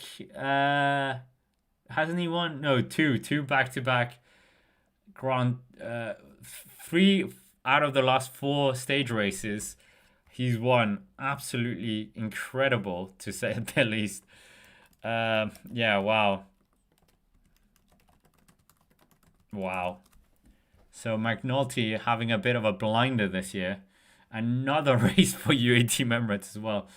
So yeah, how many races have UAE won this year? 46 kilometers still to go of the European Championships. Don't think I'm forgetting about this race. He's 52 seconds up now, TADEJ POGACAR. But yeah, UAE Team Emirates on 89 victories now. 89 victories. And it's only going to increase. The winner of the Mont Ventoux stage, Valentin Panapanta, has got off the race as well. He's stepped off the bike. But REMCO EVENEPOEL just trying to accelerate a bit here. Really trying to up the pressure a bit. The chase is lackluster. Looks like another silver medal might be on the cards. But for the time being, it's not a good one here. Not a good one for these riders. They're not making any inroads. Who will finish second? Let's just ask you guys that, because I think that group is not being brought back now. Or not going to be bringing back our man out in front. So I think we are looking at another TADEJ POGACAR victory here. But yeah, it is a very strong quartet behind, but they're just not able to work together. Not able to... Oh, something's happening. Something's happening here. What is happening? REMCO EVENEPOEL, is he going to be a bit annoyed? REMCO, is he trying to attack here on the descent? He is upping the tempo quite a bit here, but it's 1 minute 5 seconds now to TADEJ POGACAR. So yeah, it's all over. I think it's just going to increase ever more here, ever more. And yeah, unfortunately, that is what happens when you let go of Tadej Pogacar's wheel. But I say that as if it's easy. Last year, I actually tried to follow Tadej Pogacar's wheel in Zurich when he went all out. And yeah, that was a rude awakening, just how thunderous that guy is. But I mean, if I could follow his attack, then I would be on the world tour, obviously. But yeah, the best rider in a 1 day setting, the best rider all round, as we know, in terms of the world championships. But yeah, I said Jan Polanc was in the Slovenian team. That's not true. He's retired, so he's part of the UAE team in as a sports director. So apologies for that. Yeah, retired in 2023 at the end of that. So apologies for that misinformation by myself. But for the time being, Tadej Pogacar is absolutely trying to up the pace. But 43 seconds still, 43 kilometers still to go of the race. And Tadej Pogacar absolutely just elevating himself even more. Even more. Yeah, swoosh kid just practicing your Danish in the chat as well. But yeah, Remco Evenepoel doesn't look like he's going to be able to do this. I mean, if you take Tadej Pogacar out of the equation, would Remco Evenepoel be the world champion in Rwanda and the European champion? I think yes. I think yes. So we could be looking at another domination. So Remco Evenepoel born too late in a way. I think Remco would absolutely be hoovering up many of the 1 day races 10 years ago, maybe, but who knows. Steph Kras, one of the riders, just getting off the bike here for the Belgian team. Yeah, so Tadej Pogacar absolutely ripping it up here. 43 kilometers still to go. 1 minute and 6 seconds now. Just absolutely training ride here for the man out in front. They are notorious, the training rides for UAE Mermaids. Very hard, but I think most of them are hard. I would say Remco Evenepoel, the Olympic champion, just not able to do anything here. Dispatched of him in the time trial in Rwanda, but just not able to do anything on this occasion. So yeah, we will wait and see. Remco looking around, not really getting too much help, just accelerates a bit. Group 2 dynamics is starting to happen now. Group 2 dynamics is starting to happen. Tadej, what? Yeah.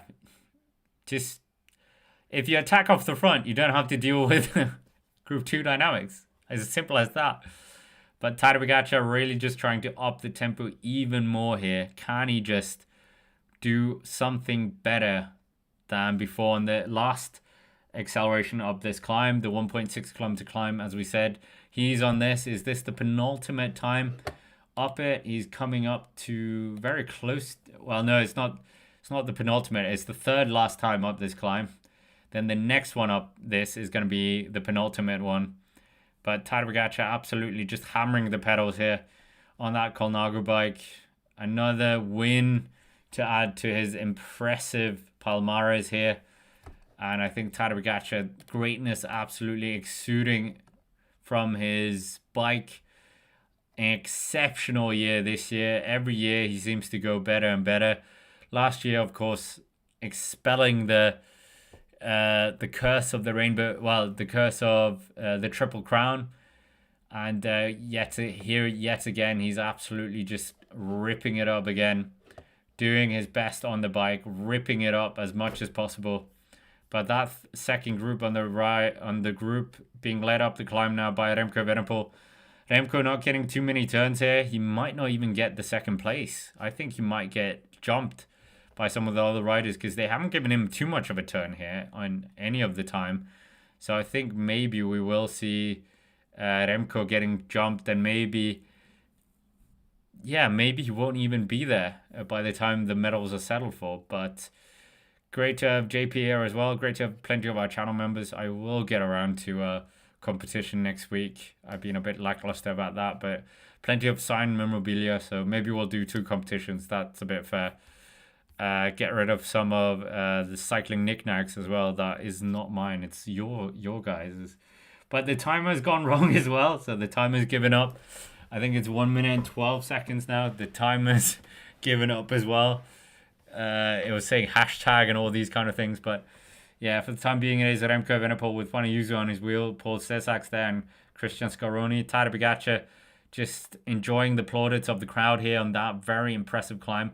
I think this climb is the climb you would be on if you wanted to see the race, because they went up this climb or are going up this climb 6 times. So yeah, I think this is the best place to be. There are a bucket load of people here, bucket load of people from all over Europe, I suspect, maybe even from the world.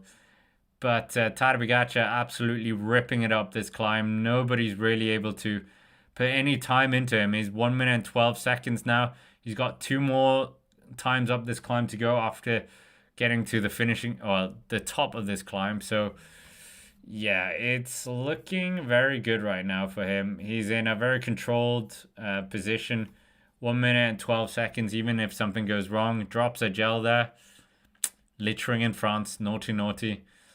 But he crests the top here. 1 minute and 14 seconds. We said last time it was 22 seconds thereabouts. But that's absolutely been extended here on the flat section where we thought maybe Remco Evenepoel was going to be able to drag it back. But Remco Evenepoel is, yeah, I think he's just their eternal number 2. Their eternal number 2. Yeah, I think he is this era's, what are we saying? Raymond Poulidor. I think, yeah, he is struggling a bit with that eternal second. He does win a lot as well. Olympic champion, as we know.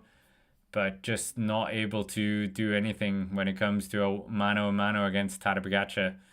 And once again, it's Tadej versus Remco, and Remco comes up short. Did enjoy that time trial win, obviously, but he is a uber specialist, so maybe that was a bit of a unfair comparison. But Tadej Pogacar still finishing 4th, his best result in a World Championship race, and yeah, many people forgot about that fact as well. But Remco Evenepoel and co, they come up to the top of the climb. 1 minute and 16 seconds. He looks around, not getting too much help from anyone really, as we're so used to seeing. This is such a deja vu. Good job we're in France, so we can practice our French with that. But yeah, just absolutely incredible that we keep seeing this time and time again, that Remco Evenepoel in this position doesn't get any help, and once more just not able to yeah, but yeah,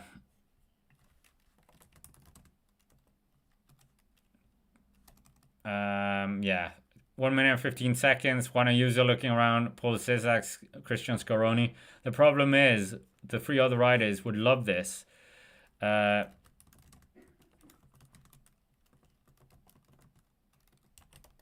But 39 kilometers still to go. They still have 2 more passages up that 1.6 kilometer climb. And yeah, Remco Evenepoel looks like he is a bit annoyed here. Bit annoyed. And Remco Evenepoel just hits out as well. There, yeah, he's just doing those attack stop, and that's not really helping. So we'll wait and see. So yeah, 39 kilometers to go, 1 minute and 16 seconds. They're set up. Group 2 dynamics. Yeah, it's happening all over again, isn't it? Zurich, Rwanda. You think of it, and it's almost happened. Deja vu. Deja vu. Keno is saying eternal number 2. No, I was saying sort of. I'm not saying he is. Obviously, he's the best time trialist of his generation. He's probably going to beat the record of Fabian Cancellara and Tony Martin. But I just don't know if he can beat Tadej Pogacar when it comes to these one-day races. I can't think of any time he's beaten. They're slapping something on Tadej. That was quite weird. The fans were sticking something onto Tadej's jersey. Not quite sure what that was about. 39 kilometers to go, 1 minute and 19 seconds. As you can hear, his advantage is increasing ever more increased there. and we will wait and see what's going to happen in that second group as well. We will wait and see what's going to happen. For the time being, it's looking very good. Remco Evenepoel attacks now as well. He's trying to get rid of the other riders. There is a silver medal up for grabs as well. Everyone trying to jump on his wheel, but Juan Ayuso looks behind, can't quite get the better of him. And I think now Remco Evenepoel might have gotten rid of the 3 other riders potentially, but he needs to keep the chain tight. He needs to keep the power on here because that 3-man group is very good. Maybe he should have done this a bit earlier to get rid of them. He tried, let's be honest, he did try and get rid of them. And just trying to do everything. Paul Cizak sits up, and Group 2 dynamics happening in the third group now. So Remco Evenepoel has managed to get rid of his passengers, and yeah, he should have done this early, I feel. 1 minute and 17 seconds. He needs to really go into that time trialing mode. He needs to summon his best impersonation of his Rwanda time trial, where he clawed back 2 minutes and 30 seconds on TADEJ Pogacar. But yeah, is that going to happen here? How much has he got left in the tank? For the time being, 38 kilometers to go, 1 minute and 17 seconds between Remco Evenepoel and TADEJ Pogacar. The Olympic champion versus the world champion at the European champion is a very, very interesting battle. 335 likes. Make sure to smash the like button as well if you haven't already. And subscribe to the channel. Let's try and get to 57,000 subscribers. We're very close. I think we're missing about 100. So, and you'll see, Group 2 dynamics happening. Juan Ayuso and Scaroni having a few words there.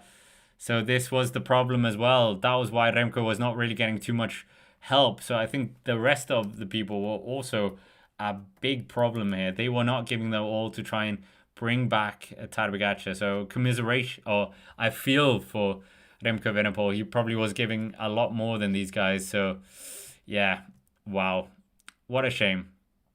But TADEJ Pogacar absolutely ripping up this race completely. Not viciously either. It was quietly done by him. But for the time being, we're seeing Remco Evenepoel trying his best to reduce this 1 minute and 17 second gap. Great attack by him there. You would have hoped that it was him attacking the front with no one else being in the front. But yeah, we will wait and see what happens here. Great to have so many people in the chat, and let us know who you think is going to win. But TADEJ Pogacar looks like he is going to be our man who's going to win this. So yeah, it's looking more and more likely it's going to be a TADEJ Pogacar victory here once more. So we will wait and see. Jonas Vingegaard, many of you have spoken about him. He was dropped quite early on, so unfortunately he didn't really get in the pointy end and abandoned the race as well. So yeah, bit of a shame to say the least. Bit of a shame. Great to have almost 2,000 people in the chat, and let us know where you're watching from as well. We're still watching this Group 2 dynamic unfold in front of our very eyes with Paul Cizak and Juan Ayuso and Christian Scaroni, these 3 riders. Looks like they weren't quite doing anything to help each other out in terms of helping Remco Evenepoel out. Maybe they thought, well, he's just going to roll us at the finish anyway, so why are we going to help him? So they were just trying to coast along. So, yeah, Juan Ayuso, can he potentially get a medal here? Can Scaroni get a medal? That would be a big result for him as well if he could do that. The Italians, obviously, as we said, won 4 editions in a row, so it wouldn't really be a big result for them to get a 3rd or a 2nd place. So used to having the European champion within their national team, but that's not really going to happen here. 35 kilometers to go. TADEJ Pogacar coming towards the finishing line once more. This is, of course, on a circuit. And are we going to see something here? 35 kilometers to go. Yeah, Tade is going to... He's got one more passage before he then has one last lap. So this is going to be his 3rd last time crossing it. The next one is the penultimate one as well. So, yeah, a lot can happen here still, but TADEJ Pogacar absolutely just ripping this race up as much as possible. No one really able to contest him. A lot of blinking with the cars as well. That must be quite annoying for Tadej. But yeah, Tadej Pogacar absolutely in a league of his own right now. No one really anywhere near him. Remco Evenepoel trying to do his best to get as close as possible. Who is going to be winning this race? That is the big question. Well, who's going to be finishing on the podium with Tadej Pogacar? I think it's going to be a second place for Remco Evenepoel, as you guys said. That third place, yeah, that's an interesting poll as well. We'll do that. But 34 kilometers to go. Remco Evenepoel, how much of a dent has he made into the Tadej Pogacar train? Remco Evenepoel, absolutely phenomenal in his own right. Double Olympic champion. No one's ever done that in history. Almost did the double as well in the World Championships. No one's ever done that as well. But Remco really just driving the pace. Looking behind. I mean, Remco, you should not be looking behind. He's made up a bit of time, I think, here. It was 1 minute and 17 seconds, we said.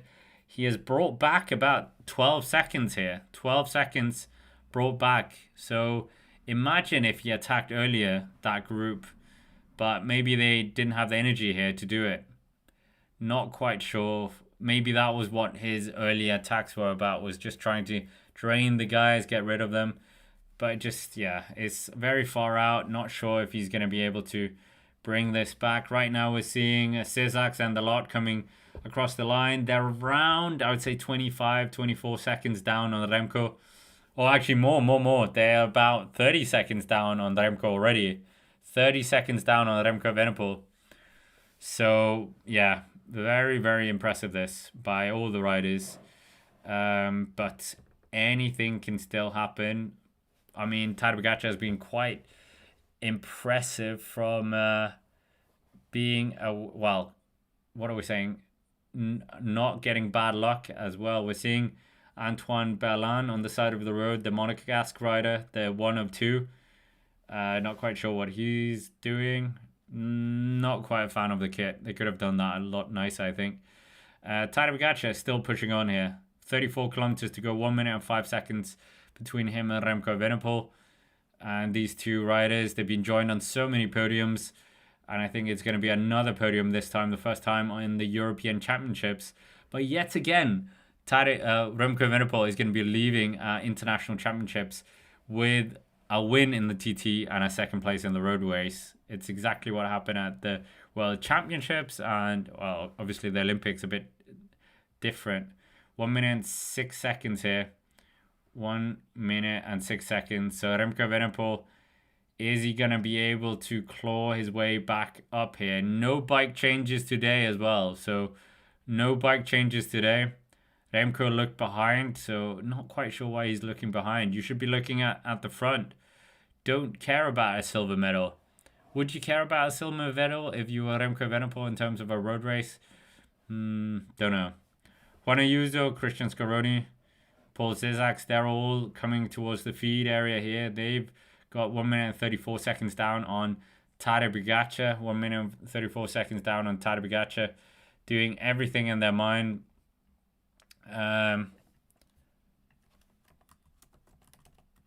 But yeah, they're doing a good job to keep the pressure on so the other group doesn't catch up. Yeah, they're doing everything in their power to really push on. But the French team in the fourth group, they're really motivated as well. But they're not really making too much inroads, I think, to that second group. We're coming towards the finishing line here. Where is the timer? We don't have a timer, so I'm not quite sure how far back they are. Here we go. 4 minutes down. Okay, they're not a factor in this. Not a factor.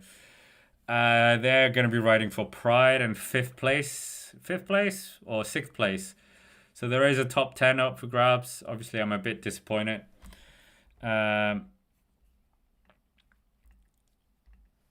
So we will see.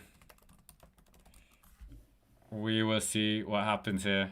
But Tadej Pogacar looks like he is going to be sealing his first ever European Championships. Yeah, Tadej, world champion. He's been riding like a world champion all this year. Absolutely incredible one-day race as well. He's the one who's been in the most one-day races Um, yeah, but 30 kilometers between him and more international success for the Slovenian team. Slovenia, I think, has got the European Championships next year. So that is going to be interesting for them if, yeah, it looks like they are going to have the defending champion as well. So Remco Evenepoel in the team car a bit, 1 minute and 8 seconds, not really able to claw anything back. Um,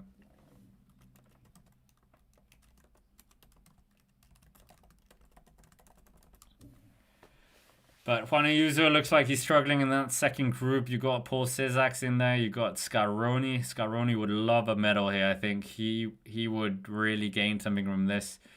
If yeah, if Paul Cizaks finishes here, is he gonna be the youngest rider to finish on the podium in our European Championships? I think. Yeah, I think it is. I think yes. But Scaroni, I'm just thinking of Remco Evenepoel when he finished on the podium in 2021. He wasn't 19, was it? No, he wasn't 19. So yeah, he would be the youngest. Just gel here for Paul Sissaks, and also quite painfully long. Oh, it's Thomas Vokla, obviously the team manager, just shouting to Paul Sissaks. Let's hope Scaroni and Juan Ayuso don't know French. But Thomas Vokla there just getting involved there in the tactics, which was great to see. So we'll wait and see. We'll wait and see if his words of wisdom has helped here. Obviously, Thomas Vokla, an absolutely incredible, absolutely incredible rider in terms of a breakaway.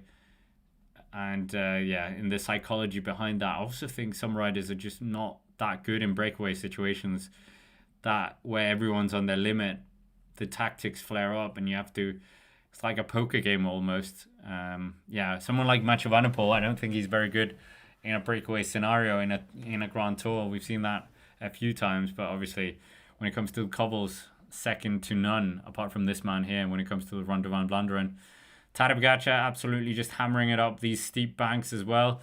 We're getting ever closer to that steep climb that we talked about. So Tadej Pogacar looks like he's just going to add another huge headline to his incredible 2025 season. Still got 28 kilometers to go, 1 minute and 9 seconds. Remco Evenepoel not really making as much of a dent as we were hoping, but doing a lot of things to try and keep this pressure on Tadej Pogacar. The gap was quite big in the World Championships.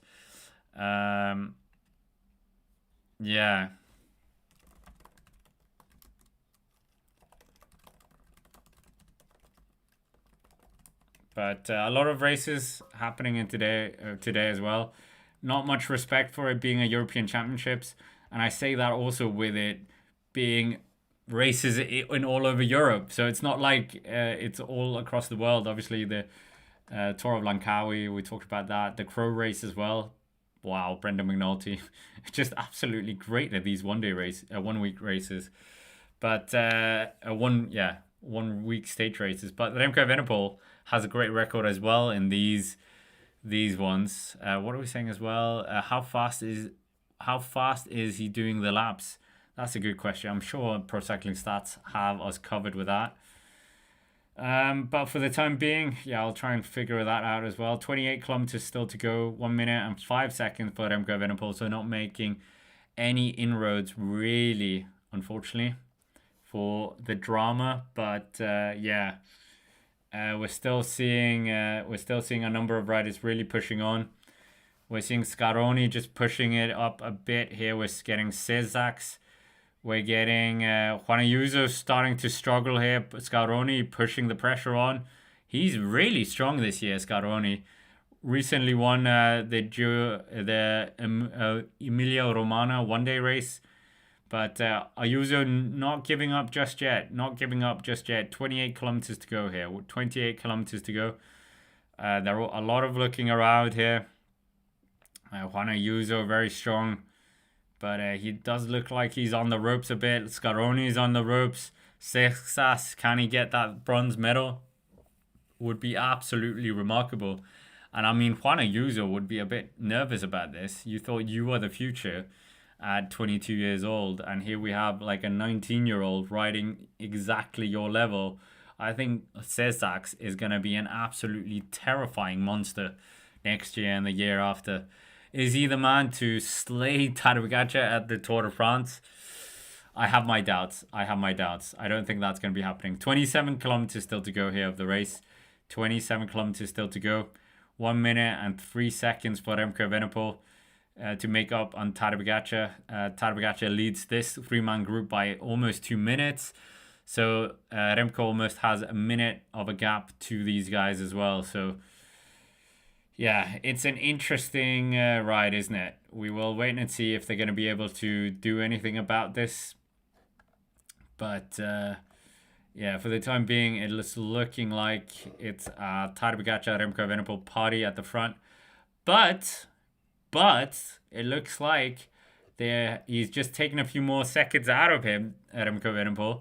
It's 59 seconds. Okay, it's a few seconds. It's not going to bring him back completely, is it? So we will wait and see. But for the time being, Tadej Pogacar is talking with his team car. What are they thinking about? Are they talking about the gap? I think this might be Hauptmann, the former rider himself, and also coach of Tadej Pogacar, if I'm not mistaken. 26 kilometers to go. And for the time being, we're just seeing Remco Evenepoel in his team car as well, getting a bottle. Is that bottle sticky when the team cameras weren't there? I'm not quite sure. We will never know. But Remco Evenepoel getting a lot of gels, keeping himself. Yeah, he really just needs to get into the spirit of being a TT mentality right now. 26 kilometers still to go of the race. It's really mano a mano here. And Remco Evenepoel, the Olympic champion, versus the world champion, the vice world champion as well. So it's really just mano a mano here in Europe, like it was in the world championships. And I presume they're also going to be doing this dance again in Il Lombardia. So yeah, Remco, probably another dance to go, but his golden bike, we have to admire that completely. For the time being, 1 minute and 1 second still for Tadej Pogacar. He comes into the penultimate climb, that 1.6 kilometer climb at 9.7%. He gets rid of his bottle as well, but this is where he could potentially do a bit more damage, increase that lead as well to Remco Evenepoel. And Tadej Pogacar just really starting to up the pace here, getting rid of his bidons, taking a few swigs, and someone will be a very, very lucky memorabilia hunter there, getting a Tadej Pogacar bottle during a race.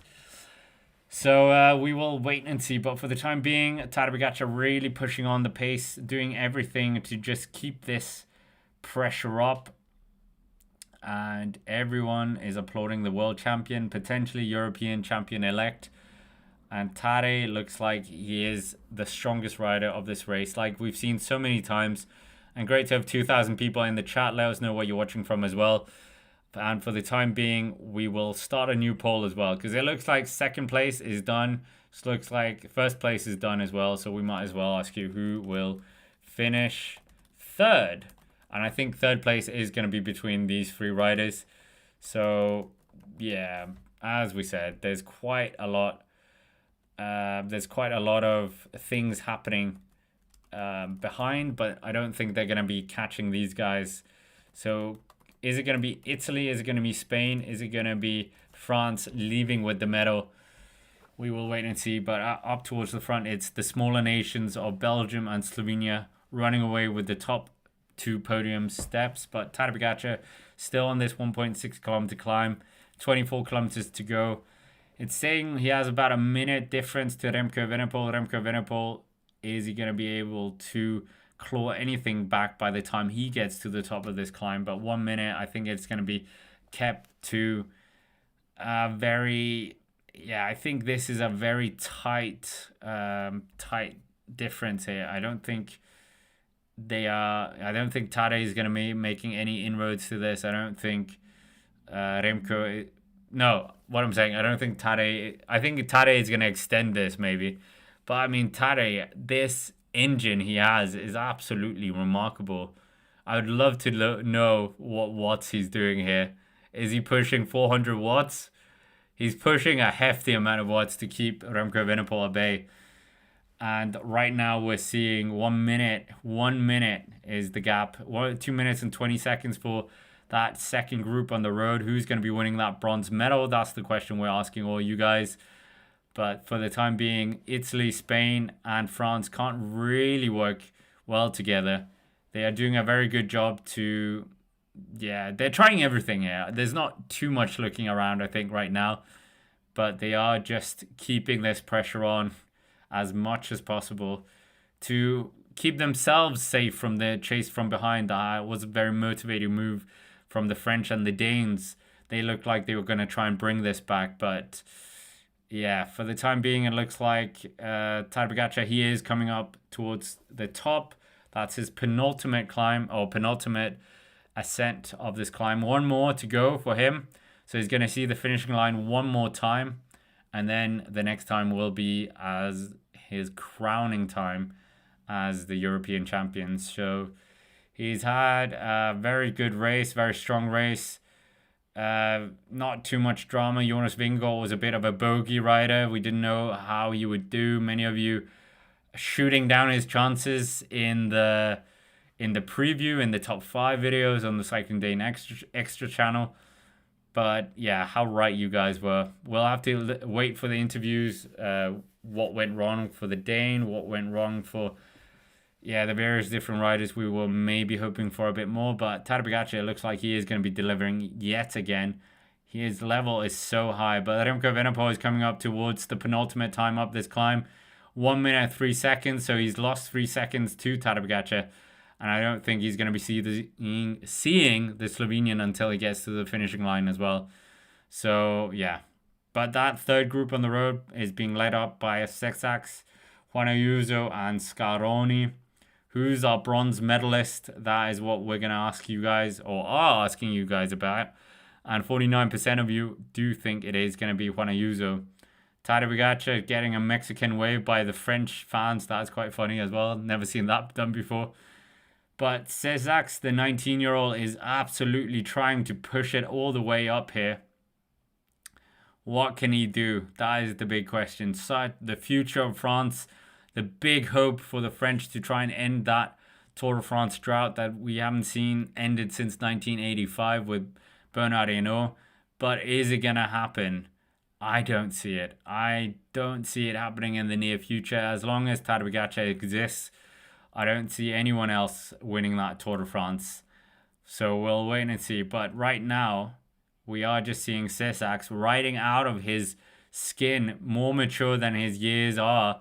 But I think Christian Scaroni is a danger man for that third place. We'll see on that final ascent up this climb that they're almost to the top of, if they will be able to get rid of him. If they can't get rid of Scaroni, then obviously he's not going to be in the picture. But it might be between Paul Sesaks and Juan Ayuso to try and do something. Or maybe we will just see Scaroni step off both of them. That could also happen. Depends how much energy he's saved. He seems a bit reluctant to do too much of the work. Maybe he's playing a bit of theatrics as well for the cameras, just not wanting to show his hand too much. But 21 kilometers to go here. 21 kilometers to go. Tadej Pogacar, rainbow bands. We're not going to see the European Championship jersey. I hope they do something, because it would be a shame. But obviously, when you're world champion, why would you honor any other jersey or any other championships? Obviously, makes sense, doesn't it? But 21 kilometers to go left of this race. He's done an absolutely incredible ride. And of course, we are going to see him one last time on a live stream here on the Cycling Dane in Il Lombardia next week, where he has a 100% record. Absolutely incredible. Second to none in that race in terms of that. But for the time being, 1 minute and 8 seconds he's got of a lead, 21 kilometers to go. Yeah, Remco Evenepoel, 21 kilometers to go. He's coming up to another banner for a Dash Classic. Are we going to see any of these big riders maybe being here? Um, yeah, Remco Evenepoel looking around. Has he given up now? He is in a no man's land right now. 1 minute and 8 seconds to Tadej Pogacar. 2 minutes, well, 1 minute and 30 seconds down to the other group. So I think he is caught in a bit of a no man's land right now. 21 kilometers to go. 1 minute and 8 seconds still to make up, but I don't think it's gonna happen. I don't think it's gonna happen. Are we saying Carousel Vertigo is saying there's only 18 riders left in the race? Many of these riders just stepping off the bike. There's not really any incentive to finish the race. And yeah, it looks like that's the same case here as well for many of these riders. But for the time being, it's looking very good for Tadej Pogacar. And it looks like Remco Evenepoel is going to be taking another another second place, unfortunately for him. But for the time being, we are just seeing Sexax pulling these guys along. 21 kilometers still, and I'm not sure if the tick has been stopped a bit. Yeah, Tadej Pogacar talking to his team car as well. Another incredible victory, to say the least. Again, they are just doing. He's just doing what he does best as well. I can't really fault anything he's done here. I don't know if Jonas Vingegaard is going to Il Lombardia. I would think no. After this destruction we've seen from Tadej here. Send Jonas to China. Let's see him win the Tour of Franche. There are, of course, World Tour points up for grabs there. But, yeah, 20 kilometers still to go here of the race. 20 kilometers to go. And 1 minute and 9 seconds. It's a bit of a stagnant situation. You guys voting for who you think is going to be taking the bronze medal as well. Yeah. 20 kilometers of Tadej Pogacar extending his lead, I think.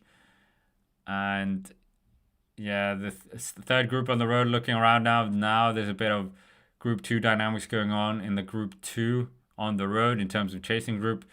Juan Ayuso, Paul Sesaks, and Scaroni. I mean, they need to watch out for Scaroni. He's a bit dangerous. Scaroni is a bit of a danger man, I think. He's very good. He's been very good this year in one-day races. And we will see if he can maybe pounce on these two better riders. I mean, Juan Ayuso, very steep climbs here. Absolutely lovely area.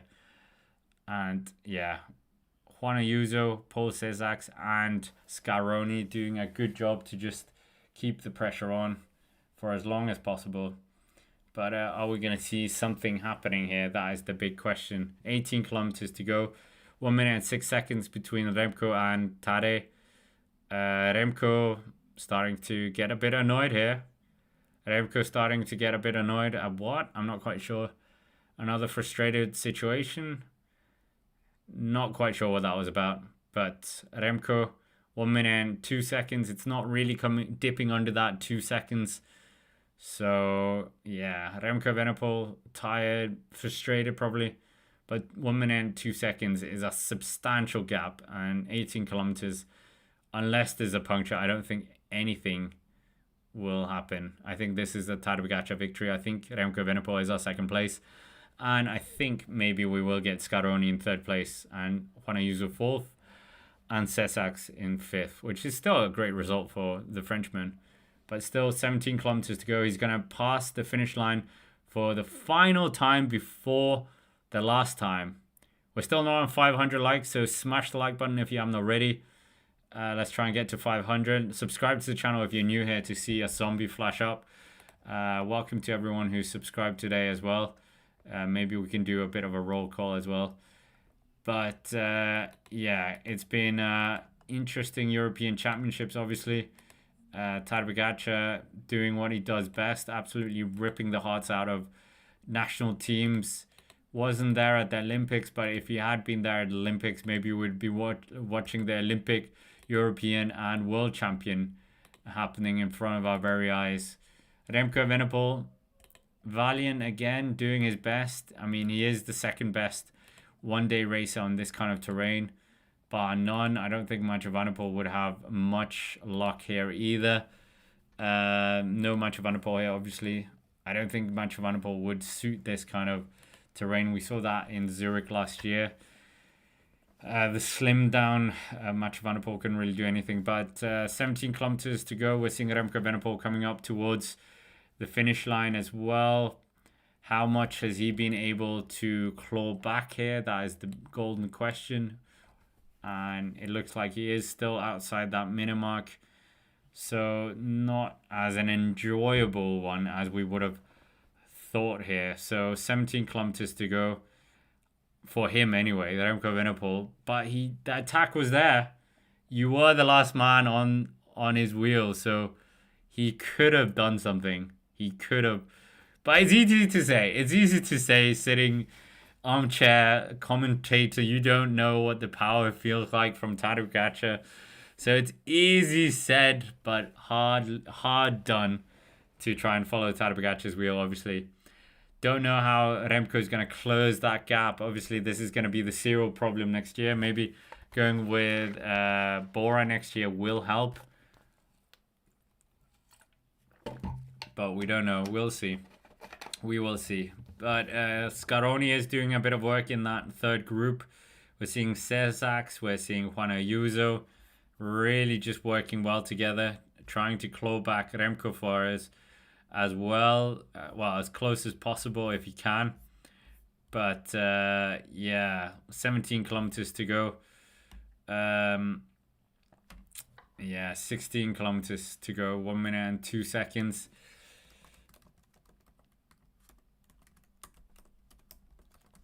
So we will wait and see. Yeah,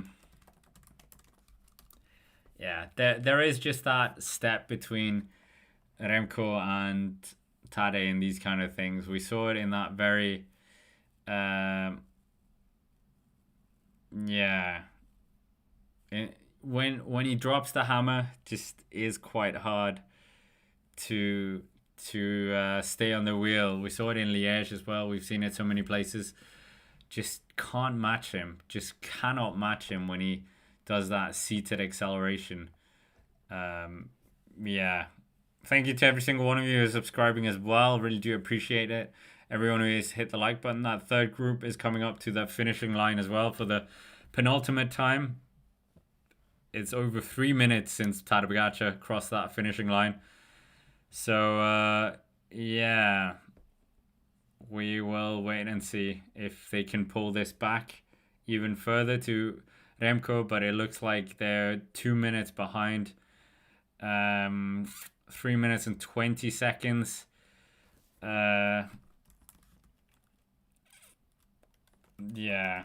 this is 15 kilometers to go now. 15 kilometers to go. But for the time being,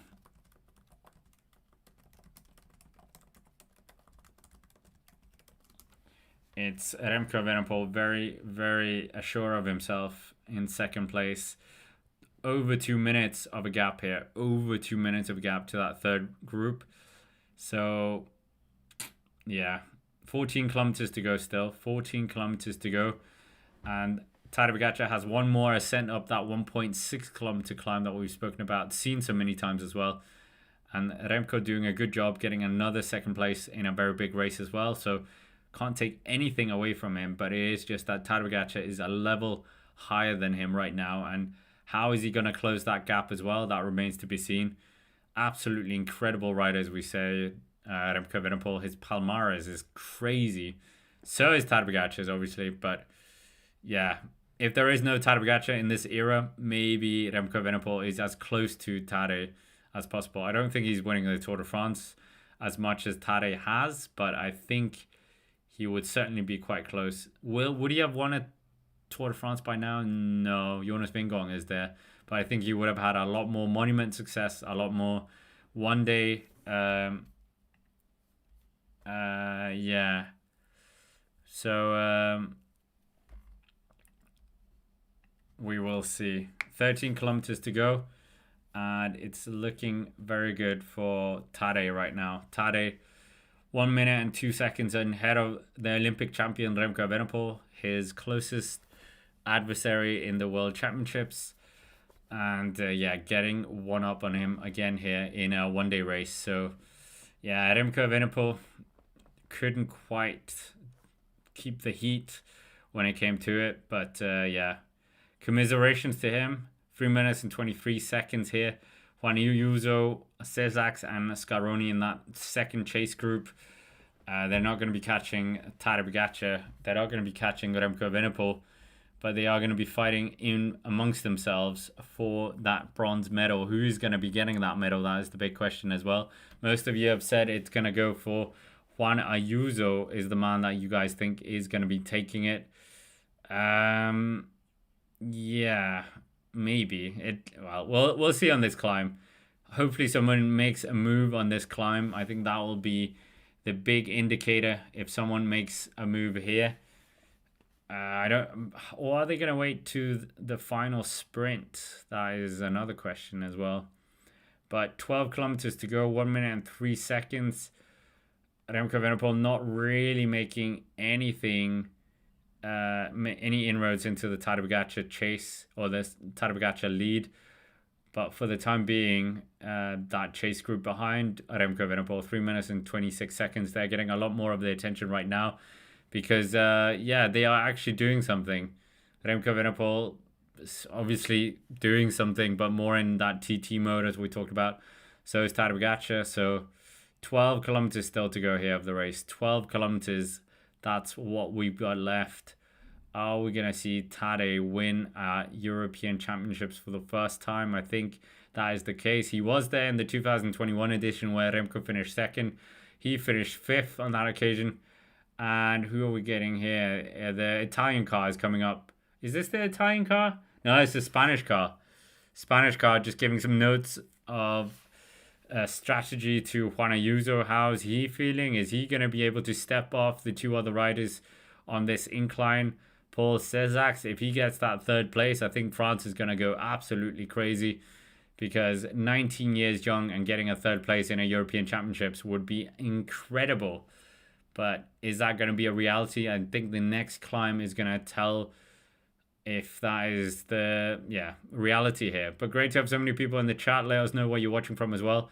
Subscribe as well to the channel. We're getting near to the finale. We are, of course, doing the recap race analysis on the Cycling Day in Extra channel. And yeah, unfortunately, no Patrick this today. He will be back for preview shows and more videos next week. So he's just getting his bedroom sorted in terms of construction. So 11 kilometers still to go. 11 kilometers still to go. 1 minute and 7 seconds, Remco Evenepoel. He is starting to lose a few seconds here to Tadej Pogacar. 3 minutes and 26 seconds for this group behind. But it's a very stagnant situation. Of course, it's road racing is always dynamic, but the situation on the road is very static. Stagnant, whatever you want to say. So yeah, who will win this race? We know. Who will finish second? We know. Who will finish third? We don't know. Who will finish in the top 5? We also know that. What are we saying as well? Nina, Spanish car offering Juan Ayuso a villa in Seville if he gets a medal. Yeah, maybe they're throwing anything at him. They dearly are. Yeah, they dearly are missing Valverde. His record at World Championships was incredible. His podium conversion rate was incredible. They really do need that. And yeah, right now at the front, we're seeing Remco Evenepoel just pushing on a bit more. He just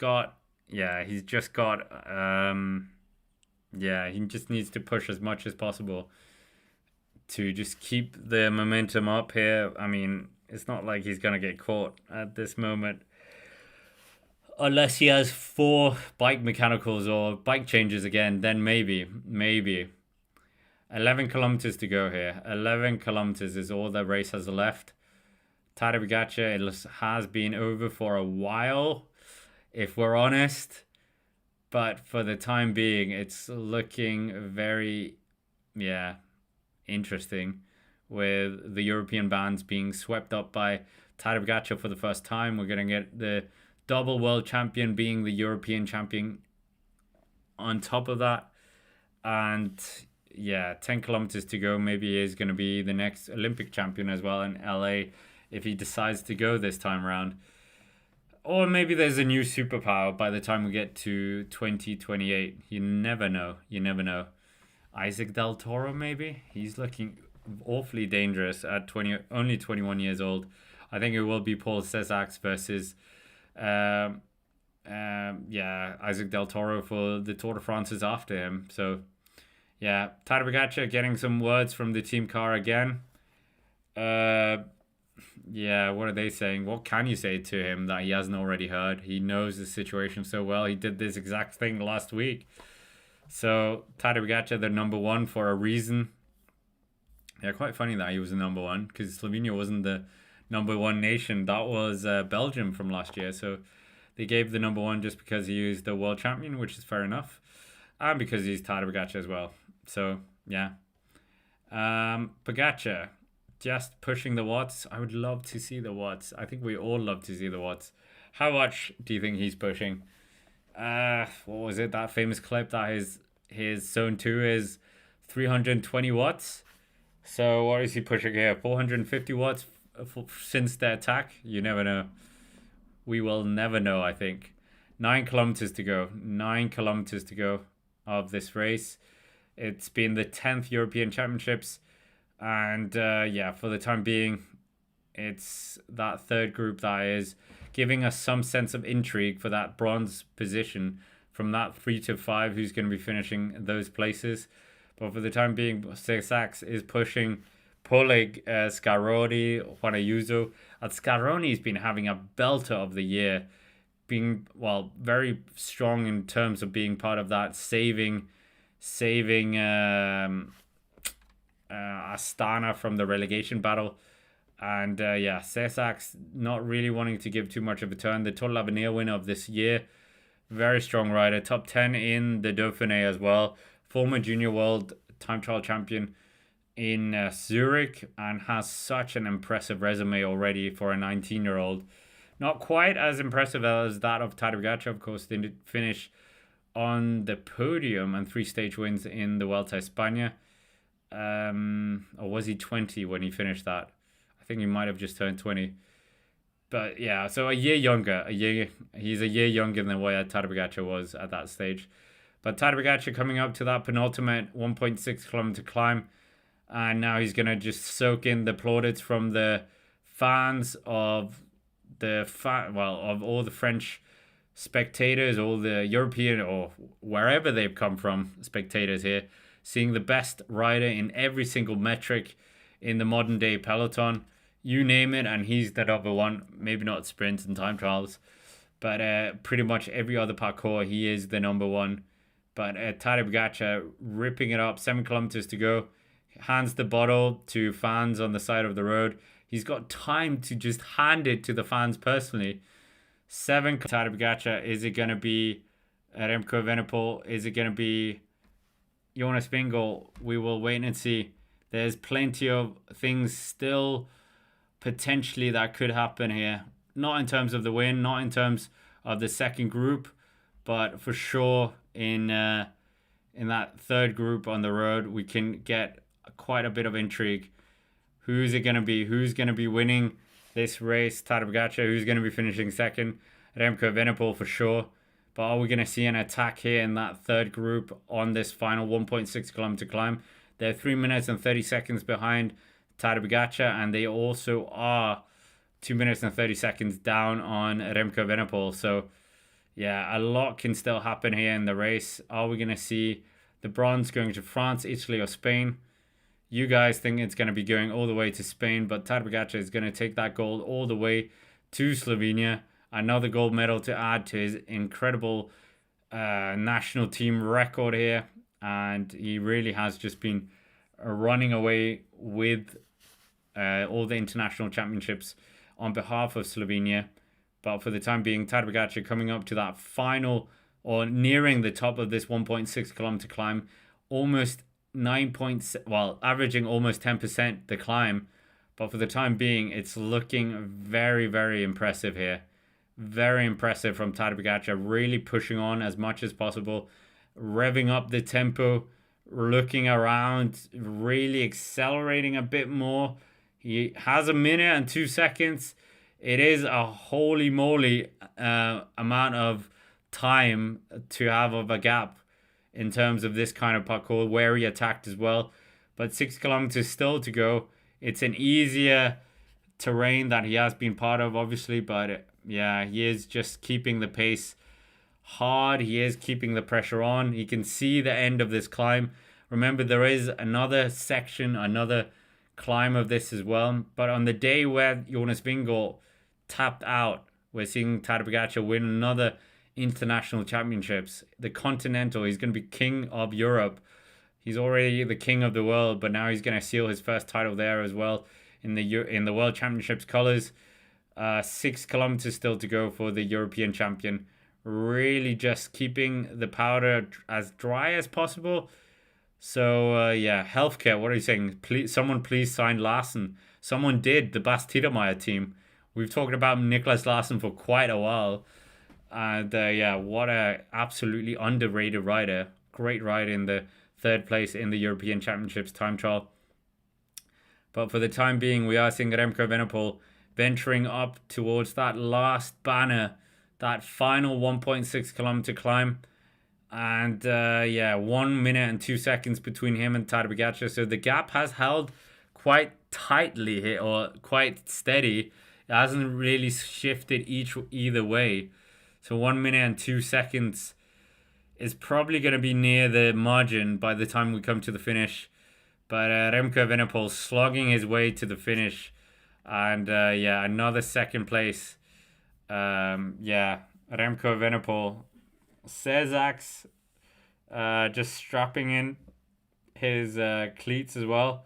Is that a hint of maybe, or tightening his cleats? Does that mean he might just be looking to do another attack here? But Remco Evenepoel, yeah, what could have been for him? What could have been?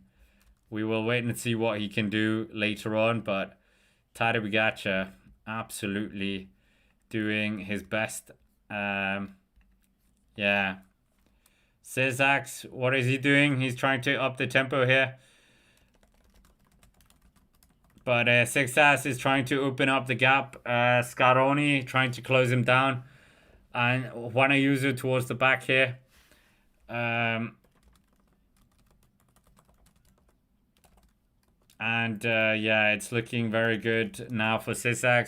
Juan Ayuso taps out. Juan Ayuso has tapped out. So you guys, most of you have said that it was going to be Juan Ayuso. But right now it's Paul Cesar versus Scaroni. So Scaroni versus Cesar. And the 19-year-old looks around for the Italian. Juan Ayuso has gone. He's not here anymore. So Juan Ayuso no longer in the picture for that bronze medal. So the Lidl Trek bound rider for 2026 is no longer part of it. It is the Decathlon AG2R superstar that is looking to get this third place. He's trying to put Scaroni in some sort of bother. He's running out of time though. I don't think he's going to be able to beat Scaroni in a one-on-one battle. But Cesar is absolutely being roared up this road by all the French fans. He's got Scaroni on the ropes, but can he just put in that final lethal punch? But Scaroni is living up to every blow here. He's ducking and diving. If it was a boxing match, he's on the ropes, but he's just not letting go of this. He's not letting go. Cesar looks around. The Italian is still there. The 19-year-old just can't get rid of the Astana Italian man. Paul Cesar, the French men are absolutely willing him on, but Scaroni is pulling his faces, trying to stick on the wheel of this youngster. Cesar needs to stop looking around. He needs to pull in, a bit more. Just needs to increase the watts a bit more. Oh, it's done. It's done. It's not quite done. It's almost done. He's starting to increase the bike lengths between him and Scaroni. Paul Cesar is starting to just increase it. It's around 2-3 bike lengths. And now Cesar really needs to dig deep. But Scaroni is a bit more of a puncher. So he's really just trying to keep this up. But, oh, Cesar has got a gap. Cesar has got a gap. But can he maintain it? Can he maintain it? Cezak is desperately trying to maintain it, but I think Scaroni is absolutely doing everything to try and bring him back. Oh, he's back. He's back, Scaroni. They're at the top of this first part of the climb, and Scaroni just cannot be dropped. Scaroni, what a mature ride by him. But Paul Cezak, he's absolutely getting a masterclass, or not a masterclass, but he's getting a lecture in World Tour racing here by the Astana man. Paul Cezak's trying everything. He is the future of France, but he's facing one of the best Italian riders on the circuit right now.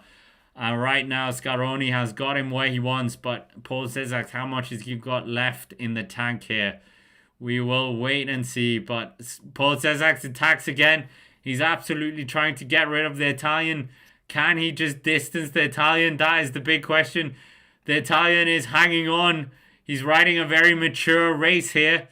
But can Cezak get rid of the Italian Astana man? It looks like Paul Cezak has just not got that last 5% that he needs to get rid of the Italian. He's pushing as hard as he can here. The youngster, the Tour L'Avenir man, has gotten rid of most people that he's kicked away from. But Paul Cezak has got a bit of a distance now. So can he get a bit more of a gap here on the descent? This is a riveting battle. Imagine if this was for the European Championships. That would be incredible. But meanwhile, at the front, Tadej Pogacar is absolutely in his own world. 59 seconds ahead of the nearest competitor of Remco Evenepoel. Doesn't know anything. Doesn't know anything from what's happening behind between Cezak and Scaroni. But Tadej Pogacar in his own world, 3 kilometers to go. This is a victory lap of 3 kilometers. But the Remco Evenepoel doing a good job at just keeping the pressure on, not getting involved in the battle behind, and keeping himself out of trouble as well. So I think Remco Evenepoel has got the better of the other riders, as we talked about. And this is a very, very good effort by many of the riders. But Paul Cezak has distanced Scaroni by quite a bit here. So I think those successive attacks did break the Italian a bit. So now Paul Cezak really has to summon his into time trial ability. And it is a bit of a worry for Scaroni now, because Paul Cezak is a good TT rider. He won both the time trials in the Tour L'Avenir and was top 10 in the Dauphiné time trial as well, which was fairly flat. So he's a hard man to bring back as well. So Paul Cezak, can he maybe do it? That is the big question. He's going to absolutely pull his heart out here, or pour his heart out, shall I say. Healthcare saying, Trek wishing they signed Scaroni. Yeah, I think so, true. I think Scaroni's stock is absolutely going up kilometer by kilometer in this European road race. But Cezak is absolutely trying to do everything now to get rid of the Italian, keep the distance. And Scaroni, maybe the medals have just ridden away from him. And still, a 4th place would be a great result for him as well. But he can't let up too much as well, because Juan Ayuso is somewhere behind. We're seeing Tadej Pogacar doing a good job at the front, as we spoke about. Tadej Pogacar, what can he do? That is the big question. He just shakes his fist there as well. He knows it's in the bag. He's inside the last kilometer momentarily. Tadej Pogacar adding a European title to his 2 world titles of the last 2 years. Didn't go to the Olympics, but here he has just got the better of everyone in Europe. And what an amazing result here. No one could really do anything. This is absolutely incredible to see by the double world champion, 4-time Tour de France champion, you name it, and he's won it, apart from Milan, San Remo, and Paris-Roubaix, and the Tour of Denmark. But Tadej Pogacar, absolutely incredible. Absolutely. He's going to lift his arms up here again. And Rubber Shock saying Ayuso is only 7 seconds behind Scaroni. Okay, that is going to be an interesting battle for that 4th place, I think, as well. But Tadej Pogacar comes across that. He's coming close to that finishing line yet again, and we're so used to this. That was an incredible race from Tadej Pogacar, showing his force again, the machine he is, the incredible rainbow jersey and world champion that he has showed off so many times. No one is on his level when it comes to one-day races. and he absolutely shows himself once more. This is an incredible ride. He takes the plaudits from the crowd, and here we go. Victory just under 5 hours. What a win by the double rainbow jersey winner. What can he do? That remains to be seen. Are we going to see Remco Evenepoel? Yeah, how close does he come to the line? This is merely a formality as well. Remco Evenepoel, what is he going to be able to do? What is he going to say after this race? So close. I mean, he closed quite a lot up in the end here. 30 seconds, but I mean, TADEJ POGACAR did also take it off the gas a bit. Yeah. But yeah, we'll get the top 10 as well before I scurry off and do the recap as well with Jack. Have a bit of a stand-in for Patrick. We'll have the podcast available as well. But yeah, quite an impressive win that by TADEJ POGACAR. We'll get the top 10, of course, before I shoot off. Yeah, it should be a interesting one nonetheless. The recap. We got the Il Lombardia stuff coming up next week as well, and plenty of other videos. Yeah, TADEJ POGACAR getting a special cherry recovery drink, European champion, the 10th year. Yeah, wow, what a win. But we'll get the confirmation of the top 10. Paul Cesar, is he gonna get an incredible medal here? That would be incredible, to say the least. Yeah, let's get the top 10 when it does actually come in. Obviously the top 10 have not even finished yet, so yeah, a lot of intrigue to go through. It looks like UAE members are going to be winning one of the Italian races as well. Not Isaac Del Toro, but this time Adam Yates. So yeah, incredible there as well. UAE member is just incredible this year, absolutely taking it. Obviously this European title doesn't count towards it, so yeah, but the race isn't over yet. The fight for the third place, like we said, is still happening, so we're just waiting to see what's gonna happen right now. Yeah, Paul Cesar, he's powering away. I think he may be the first teenager to finish on the podium of this kind of race. Absolutely extraordinary feat. The 19-year-old, only 19 recently as well. The French hope he will look to really maximize his opportunities in the next year as well. Not sure if they're going to be bringing him to Grand Tour next year, AG2R, but they certainly are. He is looking phenomenally strong. Third place in Europe's biggest one-day race in terms of an international event is absolutely incredible, to say the least. And he's absolutely done himself proud and France proud. Absolutely incredible one. Yeah, it's true. Eddie Merckx was never European champion as well. Never won the European Championship. Wasted, right? No, it's because he only was a race in the last 10 years. But yeah, Cesar is going to be our third place finisher here. What a finish by him. What an absolutely extraordinary finish by this youngster. And Paul Cesar is going to be our youngest podium finisher I can recall in a European road race. I don't think we've ever had a teenager. This is a huge result by him. And yeah, wow. We're still waiting for the top 10 as well. I'll get you the top 10. Waiting to do the recap race analysis as well. Later on the Cycling Dane Extra channel and on the Cycling Dane podcast, available on Spotify, obviously. But yeah, we have previews and other stuff and off-season stuff coming up. So a lot of things to look forward to on the Cycling Dane podcast. But right now, we are just looking at the remnants of the race coming in towards the finish. I think Tom Scoyens just got another big result again. Did he just roll Juan Ayuso for 5th place? That would be incredible. The two who are going to be teammates next year. I think he did. That is incredible if he did that. But we'll wait the confirmation from the overlord cycling gods of Pro Cycling Stats. Yeah, we will wait and see what happens here, but it's looking very interesting, to say the least, from Yeah, we will wait and see. But we are just waiting for the top 10 as well. Plenty of things to talk about in the recap as well. What happened to Bingo, etc., etc. And yeah, are we gonna see potentially a stage win from? Oh, stage win, appearance by Tade, no, by Jonas at the at Lombardia.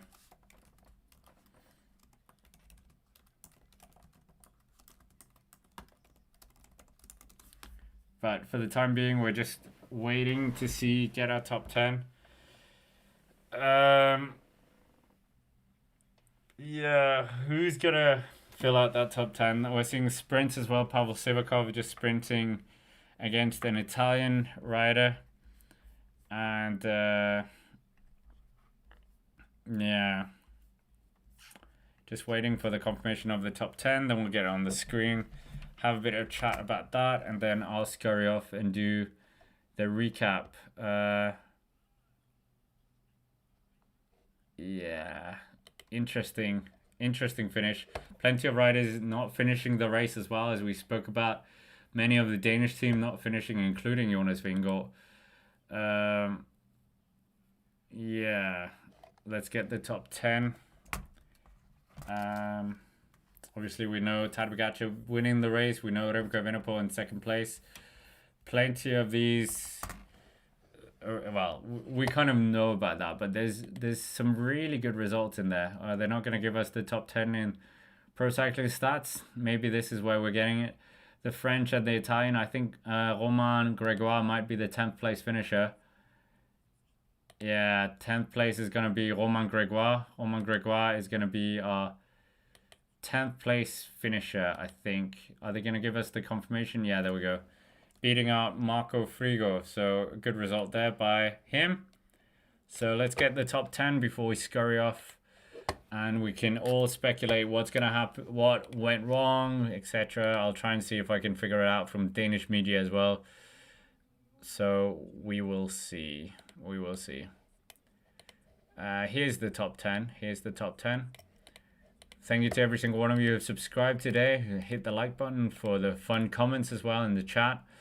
But the 10th European Championships in Drôme Ardèche was won by TADEJ POGACAR with a time of less than 5 hours. REMCO EVENEPOEL finishing in second place, 31 seconds down, but that is not the full picture as we know. Paul Césax in third place. Valiant effort by him, 19 years young as we know. Christian Scaroni holds off Tom Skoinge for a fourth place. Skoinge leapfrogs Juan Ayuso for another fifth place. Incredible. Juan Ayuso, sixth place. Matthias Skjelmose Jensen, best Dane in seventh place. Pavel Sivakov, eighth place. Garfoli in ninth place. And Romain Grégoire getting the French another third rider in the top 10, which is an incredible result. 3 riders in their home European Championships, plus a medal. I think they would have taken that at the start of the day completely. Good result by them, good result by many of these riders. And I mean, TADEJ POGACAR once more has just shown everyone that he is the man, the myth, the legend, the one that no one can really contain. So yeah. What went wrong for Jonas Vingegaard? That is a big question. What went right for Paul Césax? Many things to discuss. I will be talking with Jack over on the Cycling Day and Extra channel a bit later today. And plenty of things to dissect. But yeah, it was a good European road race before POGACAR just decimated it. But yeah, anyways, with that, that's basically it for this video. Make sure to hit the like button, subscribe to the channel, and I will see you all in